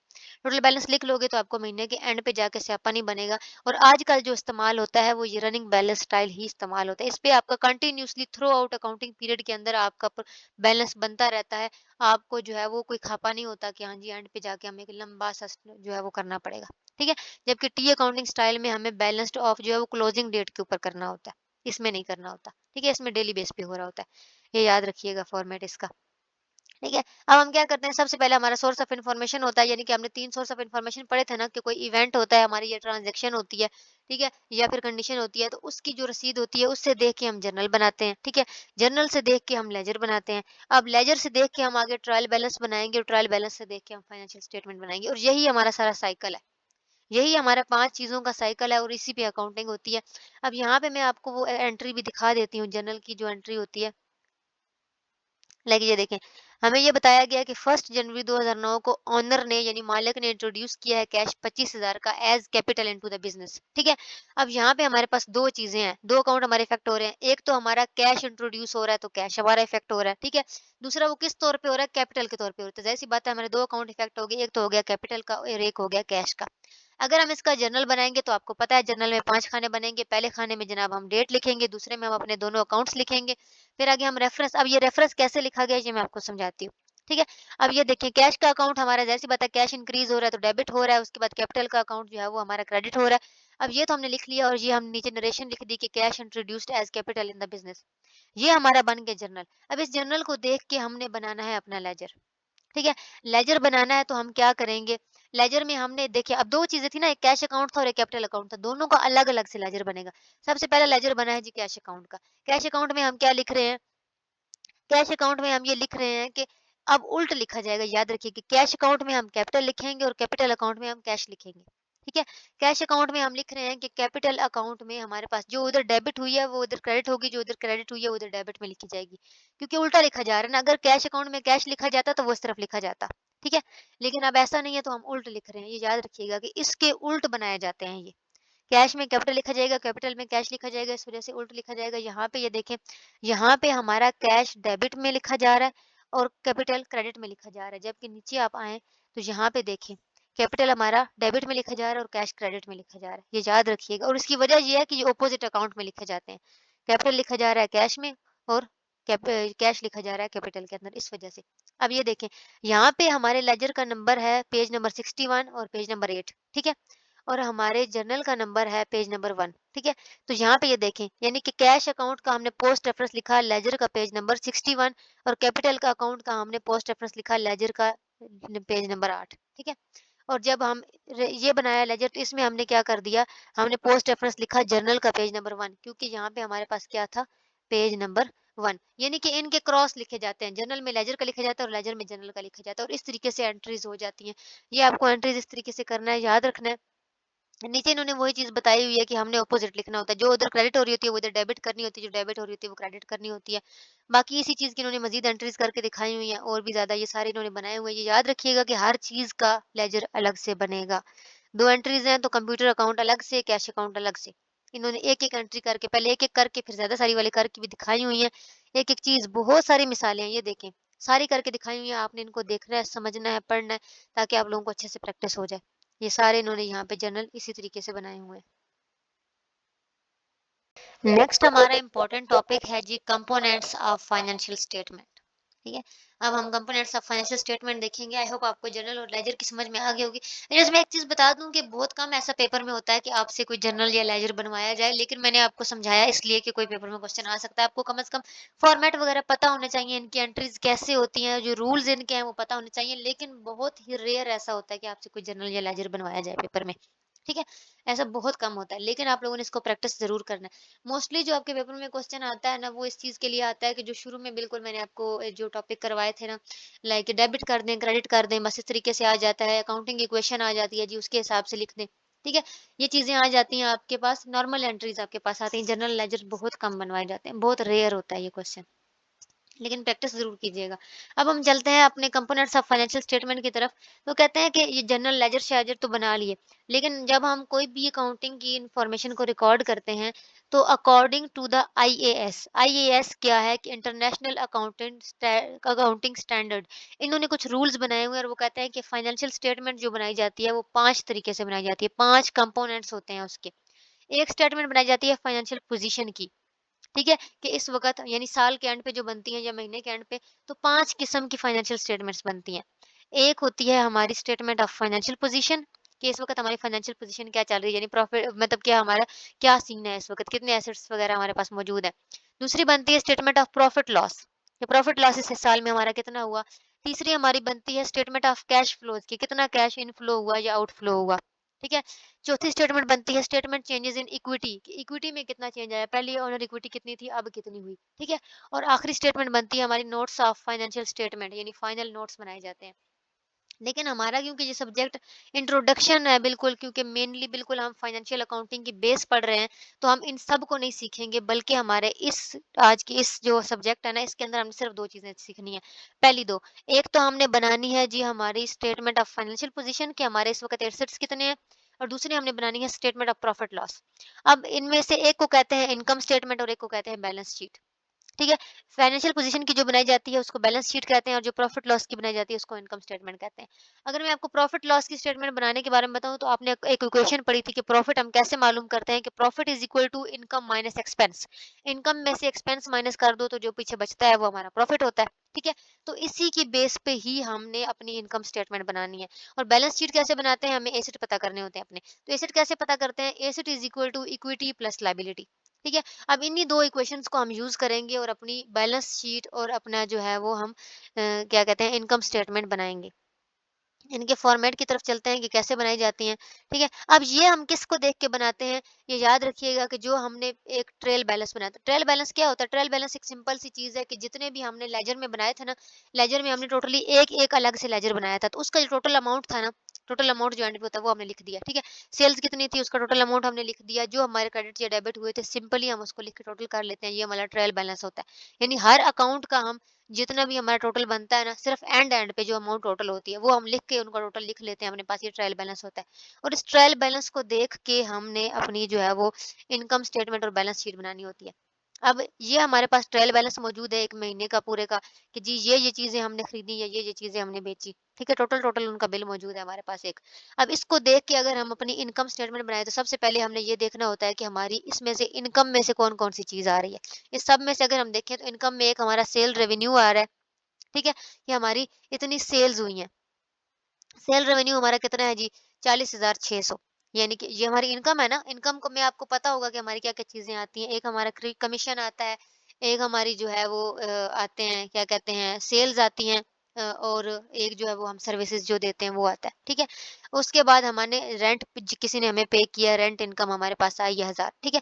ये तो हमारे इनकम में से आ गई, यानी सबसे पहले हमें इनमें से अलग-अलग करनी है चीज़ें कि कौन सी चीज़ें हमारी इनकम है, कौन सी हमारी एक्सपेंस है। अब हम एक्सपेंस की तरफ चलते हैं। अब इसमें से जितने हमारे एक्सपेंसेस थे ना, खर्चे थे, वो हमने अलग कर लेने हैं। ठीक है? वो इन्होंने यहाँ पे अलग करके लिख लिए और सारे इधर लिखे।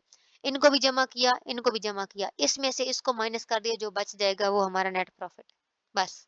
ठीक है? सिंपली इक्वेशन के हिसाब से ही हमने चलना है। बस हमें अपने ट्रायल बैलेंस में से ये चीज़ें निकालना आनी चाहिए कि कौन-सी चीज़ हमारी इनकम है और कौन-सी चीज़ हमारी एक्सपेंस है। फिर इनकम को टोटल करके, एक्सपेंस को भी टोटल करके, इनकम में से एक्सपेंस को माइनस कर देंगे, तो जो पीछे बचेगा वो हमारा प्रॉफिट होगा। हमारी जो है वो बैलेंस क्या कहते हैं इनकम स्टेटमेंट बन जाएगी। इसी तरीके से हमारे एसेट्स हम लिखेंगे, उसमें से सारी ट्रेल बैलेंस में से एसेट्स निकालेंगे अपने सारे यहाँ पे लिखेंगे। इक्विटी हम अपनी निकालेंगे यहाँ पे लिखेंगे, इसको भी प्लस करेंगे, इसको भी प्लस करेंगे, जो टोटल होगा इसको भी और इसको प्लस करके दोनों को प्लस करके यहाँ पे लिख देंगे। तो हम मतलब सॉरी इक्विटी और लायबिलिटी को दोनों को प्लस करके यहाँ पे लिख देंगे। तो ये हमारी बराबर हो जाएगी एसेट्स के। एसेट्स हमने लिख के यहाँ देख लिए, और इक्विटी और लायबिलिटी को लेके यहाँ पे दोनों को जब प्लस किया तो ये भी, और ये दोनों बराबर ही आने चाहिए, ये याद रखिएगा, बराबर होने चाहिए। ठीक है? इस तरीके से हम अपनी बैलेंस शीट बना लेते हैं। यहाँ पे तो उन्होंने इनकम स्टेटमेंट के नीचे लिख के बता दिया था हमें, अच्छे से समझ आ जाए ताकि। लेकिन इसको एक्चुअल में हम इस तरीके से बनाते हैं। ये फॉर्मेट होता है, प्रॉपर फॉर्मेट होता है इनकम स्टेटमेंट और बैलेंस शीट का। ये स्टेटमेंट ये कैसे बनी हुई है, ये मैं अभी आपको समझाती हूँ। आगे एग्जाम्पल की तरफ चलते हैं हम। यहाँ पे जो ये आप एक बार आईटीटीआर ये ज़रूर पढ़िएगा। ये कि ग्रॉस प्रॉफिट क्या होता है, नेट प्रॉफिट क्या होता है, ठीक है? फिक्स्ड एसेट क्या होते हैं, करंट एसेट क्या होते हैं, ये सारी चीज़ें एक बार ज़रूर पढ़िएगा। ठीक है? ये आपकी डेफिनेशंस में आ सकता है पेपर में।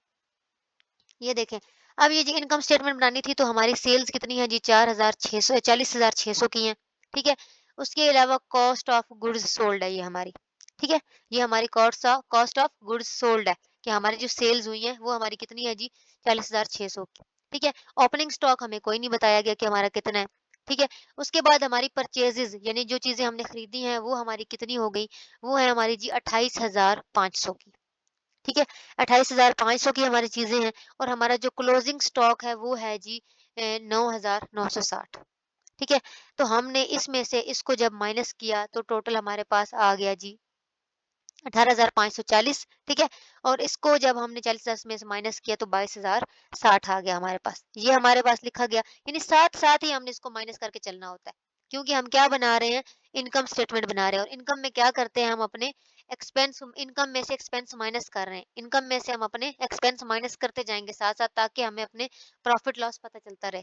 ठीक है, उसके बाद हमारे पास जितने एक्सपेंसेस हैं, ये हमने एक्सपेंसेस लिखे सारे, इसको टोटल किया तो 9,376 बने। 22,060 में से ये भी माइनस कर दिए तो पीछे हमारा बचा 12,664। ठीक है, मजीद आगे चलते हैं। अदर इनकम, हमारे पास रेंट इनकम है जी, तो रेंट इनकम को हम क्योंकि ऐड करेंगे, ठीक है, ऐड किया इसमें, तो आखिर में हमारी प्रॉफिट इनकम कितनी बन गई, नेट प्रॉफिट कितना बना, 13,684। यानी कि पीछे तो हमने फॉर्मेट में जो है वो बकायदा इक्वेशन के नीचे लिख के देखा था ना, लेकिन जब हम अकाउंटिंग बुक के अंदर स्टेटमेंट बनाते हैं तो वो इस फॉर्मेट में बनानी होती है। यानी हम अकाउंटिंग इक्वेशन नहीं ऊपर लिख सकते, बल्कि इस तरह से साथ साथ प्लस माइनस करें, जो एक्सपेंस होगा वो माइनस करते जाएंगे, जो हमारा प्रॉफिट होगा वो हम ऐड करते जाएंगे, और इस तरीके से हमारी इनकम बनती जाएगी। इसी तरीके से बैलेंस शीट भी बनाते हैं। बैलेंस शीट में हमने क्या किया, पहले हमने एसेट्स बनाए हैं, एसेट्स में से हमने फिक्स्ड एसेट और करंट एसेट। अच्छा, फिक्स्ड एसेट वो होते हैं जो हम रोज रोज नहीं खरीदते, एक आध बार लेते हैं, जैसे लैंड हो गई, मशीनरी हो गई, फर्नीचर हो गया, बिल्डिंग हो गई, ठीक है, ये फिक्स्ड एसेट होते हैं। ठीक है, ये देखें, वो उनको अमाउंट उन्होंने इकट्ठी करके जमा कर ली, 46,100 है। ठीक है, उसके बाद करंट एसेट जो हमारे आते जाते रहते हैं, डेटर्स हैं जिन्होंने हमें पैसे देने हैं, ये रोज की बात है, स्टॉक है हमने खरीदना है, रोज की बात है। ठीक है, इसको भी इन्होंने प्लस करके लिख लिया। अब और इन दोनों को प्लस किया तो हमारे एसेट्स यानी टोटल कितने हैं, 63,870 के। अब हमारे एसेट बराबर होने चाहिए इक्विटी और लायबिलिटी के। अब हमने अपनी इक्विटी लिखी, इक्विटी हमारी तीन चीजें थी, तीनों को हमने प्लस किया, हमारी रकम बनी 58,620। ठीक है, उसके बाद लायबिलिटी हमने देखी, तो लायबिलिटी थी हमारी 5,250। अब हमारे एसेट किसके बराबर होते हैं, इक्विटी प्लस लायबिलिटी। हम इसको और इसको प्लस करेंगे तो हमारी टोटल अमाउंट बन गई जी 63,870। और ये देखिए, ये भी 63,870 है, ये भी 63,870 है, यानी कि हमारी बैलेंस शीट बिल्कुल बराबर है, बैलेंस है। तो ये हमारा जो है वो अकाउंटिंग के अंदर फॉर्मेट होता है, और ये जो ऊपर फॉर्मेट यहाँ पे दिखाया गया था हमें, ये सिर्फ हमें समझाने के लिए दिखाया गया था। हुँ, ये वाला, ताकि हमें सही से समझ आ जाए कि करना कैसे होता है। ये वाला फॉर्मेट, ठीक है? इस फॉर्मेट में हमें बताया गया है कि इसमें से इसको माइनस करना है तो हमारा प्रॉफिट निकल आएगा, और इन दोनों को प्लस करना है तो हमारे एसेट के बराबर बैलेंस शीट बन जाएगी। ये हमें फॉर्मेट सिर्फ समझाने के लिए था, जबकि बैलेंस शीट के अंदर हमने फॉर्मेट ये वाला यूज़ करना होता है, ये याद रखिएगा, ठीक है? इसकी भी प्रैक्टिस कर लीजिएगा, और ये आप लोगों का एक इम्पोर्टेंट क्वेश्चन है, ये पेपर में बनवाई जाती है आपसे, बैलेंस शीट या आपसे इनकम स्टेटमेंट बनवाई जा सकती है। अब है हमारा आखिरी इम्पोर्टेंट टॉपिक, और वो है bank reconciliation statement. Bank reconciliation statement क्या होती है, इसकी तरफ चलते हैं और उसको देखते हैं कि हमारी, ये हमारा आखिरी चैप्टर है जो आप लोगों के मिड टर्म में आने वाला है, बैंक रिकॉन्सिलिएशन स्टेटमेंट। अच्छा, जब अब जाहिर सी बात है, हमने पूरे महीने का हिसाब किताब कर लिया है, ठीक है, हमने अपनी शीट बनाई है। लेकिन अब आपका बिज़नेस अगर है, एक बड़ा-सा बिज़नेस, आप सारे पैसे पास तो नहीं रखता ना ओनर, या लोगों ने पैसे पास तो नहीं रखे होते हैं। हमेशा हर कंपनी का एक बैंक होता है, जिसमें उसकी सारी मनी पड़ी होती है, जिसमें से ट्रांज़ैक्शंस हो रही होती हैं। पेमेंट बाय चेक करो, बाय कैश करो, उसी में से जा रही होती है पेमेंट हमारी, ऐसा ही है। तो ज़ाहिर-सी बात है, अब एक तरफ हमारी बिज़नेस है, दूसरी तरफ हमारा बैंक होता है। बिज़नेस के अंदर भी एक बंदा बैठा होता है जो अकाउंट होल्ड कर रहा होता है, जो हमारे पूरे महीने का हिसाब-किताब कर रहा होता है। इसी तरीके से बैंक के अंदर भी उस बिज़नेस का एक बंदा बैठा हुआ होता है, जो वहाँ पे हमारी पड़ी हुई जितने भी अमाउंट है उसका हिसाब-किताब रख रहा होता है। यानी एक बिज़नेस के 2 जगह पे हिसाब-किताब चल रहे होते हैं, एक बिज़नेस के दौरान और एक बैंक के अंदर। ठीक है? हम जो अमाउंट बैंक में जमा करवाते हैं वो बैंक वाला लिख लेता है, ठीक है? और जो उधर से हम निकाल के लाते हैं वो बिज़नेस वाला लिख लेता है। ठीक है? 2 जगह पे बन रही होती है। ठीक है? तो एक यानी कि हमारे पास इधर जो है वो बैंक स्टेटमेंट बन रही होती है, और एक हमारे पास कैश बुक बन रही होती है। ठीक है? कैश बुक में बिज़नेस वाला अपने लिख रहा होता है, जो बैंक स्टेटमेंट है वो बैंक वाला वहाँ पे बना रहा होता है। अब महीने के एंड पे क्या होता है, तो टोटल ज़ाहिर-सी बात है, अब एक बंदे ने टोटल एसेट अगर लगाए हैं 50 लाख के, तो उसको पता होना चाहिए एंड पे, महीने के एंड पे, कि हाँ जी, इतना पैसा मेरा बैंक से गया है, इतना पैसा मेरा कैश से गया, ताकि उसे पता हो कि हाँ जी, मेरा इतना टोटल खर्चा हुआ है या इतना मुझे प्रॉफिट मिला है। उसके लिए ज़रूरी है कि उसकी जो बैंक स्टेटमेंट है वो मैच होनी चाहिए उसके बिज़नेस वाले स्टेटमेंट से। ठीक है? और ये हर महीने के एंड पे या हर साल के एंड पे की जाती है। बनाई जाती है। अब इसमें क्या होता है, ये चीज़ आपने सबसे पहले याद रखनी है कि बिज़नेस वाला जो रिकॉर्ड कर रहा होता है वो बनाता है कैश बुक, ठीक है? जो बिज़नेस रिकॉर्ड बना रहा है वो कैश बुक बना रहा है। उसमें उसने एक बैंक का कॉलम बनाया हुआ होता है और एक अपना बनाया बनाया हुआ होता है, ठीक है? अगर हम बैंक में कोई चीज़, पैसे डिपॉज़िट करते हैं, हम जो बिज़नेस वाला बंदा है, वो पैसे अगर दे रहा है तो ज़ाहिर-सी बात है वो बैंक वाले को दे रहा है कि मैंने तुमसे वापस लेने हैं। ऐसा ही है, यानी कि वो हमारा एसेट होगा लेकिन वो बैंक की लायबिलिटी होगी, क्योंकि बैंक ने तो वो वापस करने हैं ना हमें, हम बैंक में रखवा रहे हैं, तो बैंक वाला उसे अपने क्रेडिट के तौर पे रखेगा, जबकि हम उसे अपने डेबिट के तौर पे लिखेंगे अपने पास।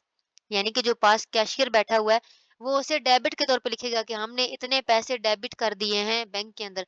जबकि जो बैंक में बैठा हुआ है वो उसको अपनी लायबिलिटी के तौर पे क्रेडिट लिखेगा कि हाँ जी, इतने पैसे फलां बिज़नेस वाले ने हमारे पास रखवाए हैं जो कि हमें वापस करने हैं। ठीक है? जो हमारा डेबिट है वो बैंक वाले का क्रेडिट है, ये याद रखिएगा। ठीक है? इसी तरीके से अगर हम बैंक से कोई चीज़ पैसे लेते हैं, ठीक है? तो वो क्या है, बैंक वाले का वो एसेट है, क्योंकि उससे हमने उस क्योंकि ज़ाहिर-सी बात है हमने उसको वापस करने हैं, लेकिन वो हमारी लायबिलिटी है। ठीक है? उसका एसेट है, हमारी लायबिलिटी। जो हमारा क्रेडिट है उसका डेबिट है, जो उसका डेबिट है हमारा क्रेडिट है। बैंक वाला जो रिकॉर्ड करता है उसको पासबुक या बैंक स्टेटमेंट कहा जाता है, और जो बिज़नेस वाला रिकॉर्ड करता है वो उसकी कैश बुक होती है। ठीक है? ये याद रखिएगा। अब हम आगे चलते हैं कि हमने 2 किस्म के डिपॉज़िट्स होते हैं। एक होते हैं फिक्स्ड डिपॉज़िट्स, जो हर महीने या हर साल हम करते रहते हैं। उनमें क्योंकि चेंजेज़ आ नहीं सकते, तो इस वज़ह से उनकी रिकॉन्सिलिएशन स्टेटमेंट नहीं बनाई जाती। ठीक है? फिक्स्ड डिपॉज़िट्स में क्योंकि कोई हिसाब-किताब होता ही नहीं है, कोई उसमें कोई ऊँच-नीच आ ही नहीं रही, तो उसकी स्टेटमेंट क्यों बनानी है हमने? ठीक है? फिक्स्ड डिपॉज़िट फिक्स टाइम पे होते हैं, उनकी कोई टेंशन नहीं होती। हमें जो स्टेटमेंट बनानी होती है, जो बीआरएस बनाई जाती है, बीआरएस यानी कि बैंक रिकॉन्सिलिएशन स्टेटमेंट, वो सिर्फ हमें डिमांड डिपॉजिट अकाउंट्स की, यानी जब जब जरूरत पड़ती है और जो हम डिपॉजिट करते हैं या जो हम ओवरड्राफ्ट करते हैं, उसकी जो स्टेटमेंट होती है उसको हमने उसकी बीआरएस बनाते हैं। ये याद रखिएगा कि हमें फिक्स्ड डिपॉजिट की नहीं, बल्कि सिर्फ डिमांड डिपॉजिट अकाउंट की बीआरएस बनानी होती है। ये आपका एमसीक्यूज आ सकता है। ठीक है? अब बीआरएस क्यों बनाते हैं? क्या-क्या गलतियाँ हो जाती हैं हमसे जिसकी वज़ह से हमें बीआरएस बनानी पड़ती है? ठीक है, कुछ टाइमिंग की गलतियाँ होती हैं, वैसे नहीं गलतियाँ होती लोगों से। बहुत कम वैसे गलतियाँ होती हैं, लेकिन कुछ टाइमिंग्स की गलतियाँ होती हैं। अब जैसा कि वो कहते हैं कि बहुत सारी चीज़ें ऐसी हैं कि जिसकी कैशियर से गलती हो जाती है। अब कैशियर से गलती कैसे हो सकती है? फॉर एग्ज़ाम्पल बहुत सारी चीज़ें ऐसी हैं जो बैंक में रिकॉर्ड कर दी जाएँगी, लेकिन कैशियर के पास रिकॉर्ड नहीं होंगी। For example credit transfer. हम में से हमें किसी ने पैसे देने थे, ठीक है? हमसे कोई चीज़ क्रेडिट पे लेके गया, ठीक है? उसने हमें पेमेंट करनी थी। अब उसने पेमेंट भिजवा दी है, बैंक वाले के पास क्योंकि पेमेंट पहुँच गई है, तो उसने तो अपनी बुक में लिख लेनी है उसको कि कलेक्शन हो गई है, ठीक है? लेकिन हमारे पास क्योंकि अभी बैंक ने हमें बताया नहीं है, तो नहीं लिखा हुआ हमारे पास। मैं यानी कि हमें उस बंदे ने नहीं बताया कि मैंने पैसे डिपॉज़िट कर दिए हैं आपकी तरफ, लेकिन बैंक वाले को क्योंकि मिल गए हैं, बैंक वाले ने लिख लिए, बट कैशियर ने अपने पास नहीं लिखे, क्योंकि उसे अभी उस बंदे ने नहीं बताया कि मैंने पैसे डिपॉज़िट करवा दिए। ठीक है? इसी तरीके से डायरेक्ट डेबिट्स अगर किसी ने पेमेंट की है इसी तरीके से कि मतलब मैंने अगर पेमेंट करनी थी किसी की पेमेंट करनी थी मैंने, और वो बैंक ने पेमेंट कर दी है, यानी बैंक को कहा गया, बैंक ने पेमेंट कर दी, लेकिन कैशियर को नहीं पता कि हमारी वो पेमेंट हो गई हुई है। ठीक है? अब कैशियर ने भी तो अपने पास से वो माइनस करनी थी ना, लेकिन कैशियर ने नहीं की, तो वो भी हमारी एक किस्म की मतलब वहां से पैसे कम हो गए हुए हैं, लेकिन हमारे पास अभी भी लिखे हुए हैं। इसी तरीके से कुछ स्टैंडिंग ऑर्डर्स पड़े होते हैं, पेमेंट करनी होती है जिनकी। ठीक है? अब उधर से पेमेंट हो जाए, लेकिन हमारे पास से नहीं हुई हुई, यानी हमने उसको नहीं काटा हुआ कि हाँ जी, अभी इसकी पेमेंट हो गई है, तो वो भी हमारे पास लिखी हुई नहीं होगी। इसी तरीके से बैंक अगर कोई चार्जेज़ हम पे लगाता है और हमें वो नहीं पता कि बैंक ने कितने चार्जेज़ लगाए हैं, क्योंकि अचानक से बैंक के टैक्सेस आते रहते हैं। वो बाद में जब स्टेटमेंट आती है तो पता चलता है, अच्छा जी, बैंक ने इस बार इतना टैक्स काट लिया हमसे। तो वो भी पहले से नहीं पता होता, तो हमारी कैश बुक में नहीं लिखा हुआ होता। इसी तरीके से जब हम बैंक से ओवरड्राफ्ट करते हैं, यानी मनी हमने थोड़ी रखी हुई होती है, उससे एक्स्ट्रा पैसे लेते हैं, तो वो उसपे कोई इंटरेस्ट हमसे लेता है, सूद होता है उसका। तो वो सूद कितना होगा वो भी हमारे पास हमें नहीं पता होता, वो भी वो डिडक्ट कर लेता है। जब शीट आती है तो हमें पता चलता है इतना डिडक्ट हो गया, वो भी हमारे पास नहीं लिखा होता। इसी तरीके से हम किसी को चेक डिपॉज़िट करते हैं और वो वापस हो क्या वहाँ से वापस हो जाता है, तो वो वहाँ से डिडक्शन हो गई है, लेकिन हमें वो भी नहीं पता कि वो वापस हो चुका है, दोबारा से हमारे पास आ गया है, लेकिन हमने अपने पास से उसको कम करके लिखा होता है। तो यानी कि बहुत सारी, यानी इसमें अब गलती नहीं हुई हुई, ये टाइमिंग की गलतियाँ हैं। ठीक है? कि एक को पता है, दूसरे को पता ही नहीं है कि वो चीज़ हो चुकी है। तो ये चीज़ें फिर जब उधर से स्टेटमेंट आती है महीने के बाद, देखा जाता है कि अच्छा वहाँ पे तो लिखा हुआ है, यहाँ पे इतने की कमी है। तो फिर वो हमें एक स्टेटमेंट बनानी पड़ती है जिसमें रीज़न्स लिखने होते हैं कि हाँ जी, इस रीज़न की वज़ह से ये चीज़ हुई है। अच्छा, ये तो नॉट रिकॉर्डेड है, कुछ मिस्टेक्स भी होती हैं। मिस्टेक्स कैसी हो जाती हैं कि कभी-कभी हम ओवर स्टेटेड कर देते हैं, कुछ पैसे हमने 500 लिए, गलती से 5000 लिख दिया। कभी-कभी हम पैसे जो है देते हुए ओवर स्टेटेड कर देते हैं जी, अंडर स्टेटेड कर देते हैं जी। 500 लिया था हमने और उसको गलती से 50 लिख दिया। ठीक है? इस तरीके से पेमेंट में भी गलतियाँ कभी ओवर स्टेटेड हो जाती हैं, कभी अंडर स्टेटेड हो जाती हैं। इसी तरीके से हमने चेक इश्यू किया, ठीक है? वो डिसऑनर्ड था, उसकी रिप्लेसमेंट में हमने न्यू चेक दे दिया, लेकिन हमने उसको जो है वो लिखा ही नहीं अपने पास। तो ये सारी मिस्टेक्स भी हो सकती हैं। इसी तरीके से कुछ बैंक स्टेटमेंट में मिस्टेक्स होती हैं, जैसा कि a check from the customer recorded in the cash book. अब एक कस्टमर ने चेक हमें दे के गया है, अब वो चेक हम बैंक वाले को भेज देते हैं। ठीक है, कस्टमर हमें चेक दे के गया है, हमने कैश चेक जो है वो डिपॉज़िट भी करवा दिया। लेकिन बैंक वालों का एक अपना तरीका होता है, वो हर ऐसा नहीं होता कि आज चेक आया, आज ही उसको रिकॉर्ड कर लेंगे। उनका तरीका होता है कि उनको कुछ काम करने के बाद हर चीज़ तो वो उसको रिकॉर्ड करते हैं। तो जो चीज़ हमारे पास तो कस्टमर दे के चला गया, हमने अपनी कैश बुक में लिख लिया, लेकिन बैंक वाले ने क्योंकि अभी उसको डिपॉज़िट ही नहीं किया अपने पास, कलेक्ट ही नहीं किया, तो इस वज़ह से बैंक स्टेटमेंट में वो नहीं लिखा हुआ होगा। इसी तरीके से चेक पेड टू सप्लायर्स, हमने पेमेंट कर दी है सप्लायर को, ठीक है? चेक दे दिया, ठीक है? और कैश बुक में लिख भी दिया है। लेकिन अब वो बंदा अभी तक बैंक में लेके गया ही नहीं है, उसने पैसे निकलवाए ही नहीं है, तो बैंक वाले को कैसे पता होगा कि पेमेंट हो चुकी है? ठीक है? तो ये चीज़ भी बैंक वाले ने नहीं लिखी होगी, हमने लिखी होगी अपने पास क्योंकि हमने चेक काट के दे दिया, ठीक है? लेकिन वो बंदा बैंक में लेके गया ही नहीं है चेक, उसने उसको कैश करवाया ही नहीं है, तो फिर बैंक वाले को कैसे पता चलेगा? तो ये चीज़ें फिर बैंक स्टेटमेंट में नहीं लिखी हुई होती। इसी तरीके से बैंक वाले से गलतियाँ भी हो सकती हैं, गलती से वो रॉन्ग डेबिट कर सकता है, गलती से वो रॉन्ग क्रेडिट भी कर सकता है। तो ये सारी मिस्टेक्स होती हैं, यानी कि ये सारी पॉसिबल मिस्टेक्स हैं जो एक बैंक स्टेटमेंट वाले से या फिर एक कैशियर से हो सकती हैं। और फिर इन स्टेटमेंट्स को दुरुस्त करने के लिए जो हम स्टेटमेंट बनाते हैं उसको हम बीआरएस यानी कि बैंक रिकॉन्सिलिएशन स्टेटमेंट कहते हैं। उसके लिए हमने पहले तो एडजस्ट करना होता है, यानी कि गलतियां बतानी होती हैं। एडजस्ट करेंगे हम बैलेंस को इस तरीके से, और उसके बाद फिर हम बैंक रिकॉन्सिलिएशन स्टेटमेंट बनाएँगे जिसमें हम बैलेंस बराबर करके दिखा देंगे कि हाँ जी, ये वजह थी। अनकलेक्टेड चेक था इतने का, अनप्रेज़ेंटेड चेक था इतने ठीक है? तो ये चीज़ें हम लिख के करेक्ट बैलेंस करके तो बता देंगे। ये तरीका होता है, यहाँ पे ये लिखा हुआ है, आप यहाँ से बैंक रिकॉन्सिलिएशन स्टेटमेंट को देख लीजिएगा। समझा दिया मैंने आपको कि बैंक रिकॉन्सिलिएशन स्टेटमेंट क्या होती है। आई होप कि आपको ये टॉपिक्स समझ में आ गए होंगे, ठीक है? आपसे पेपर में बहुत डिटेल में नहीं जाया जाएगा, ठीक है? आपसे सिंपल-सिंपल क्वेश्चन आएँगे, लेकिन आपके अगर कांसेप्ट्स क्लियर होंगे तो आप उस पेपर को अटेम्प्ट कर सकोगे। कोई कन्फ्यूजन हो किसी किस्म की, कि कोई चीज़ नहीं समझ आई है, तो आप कमेंट बॉक्स में पूछ सकते हैं।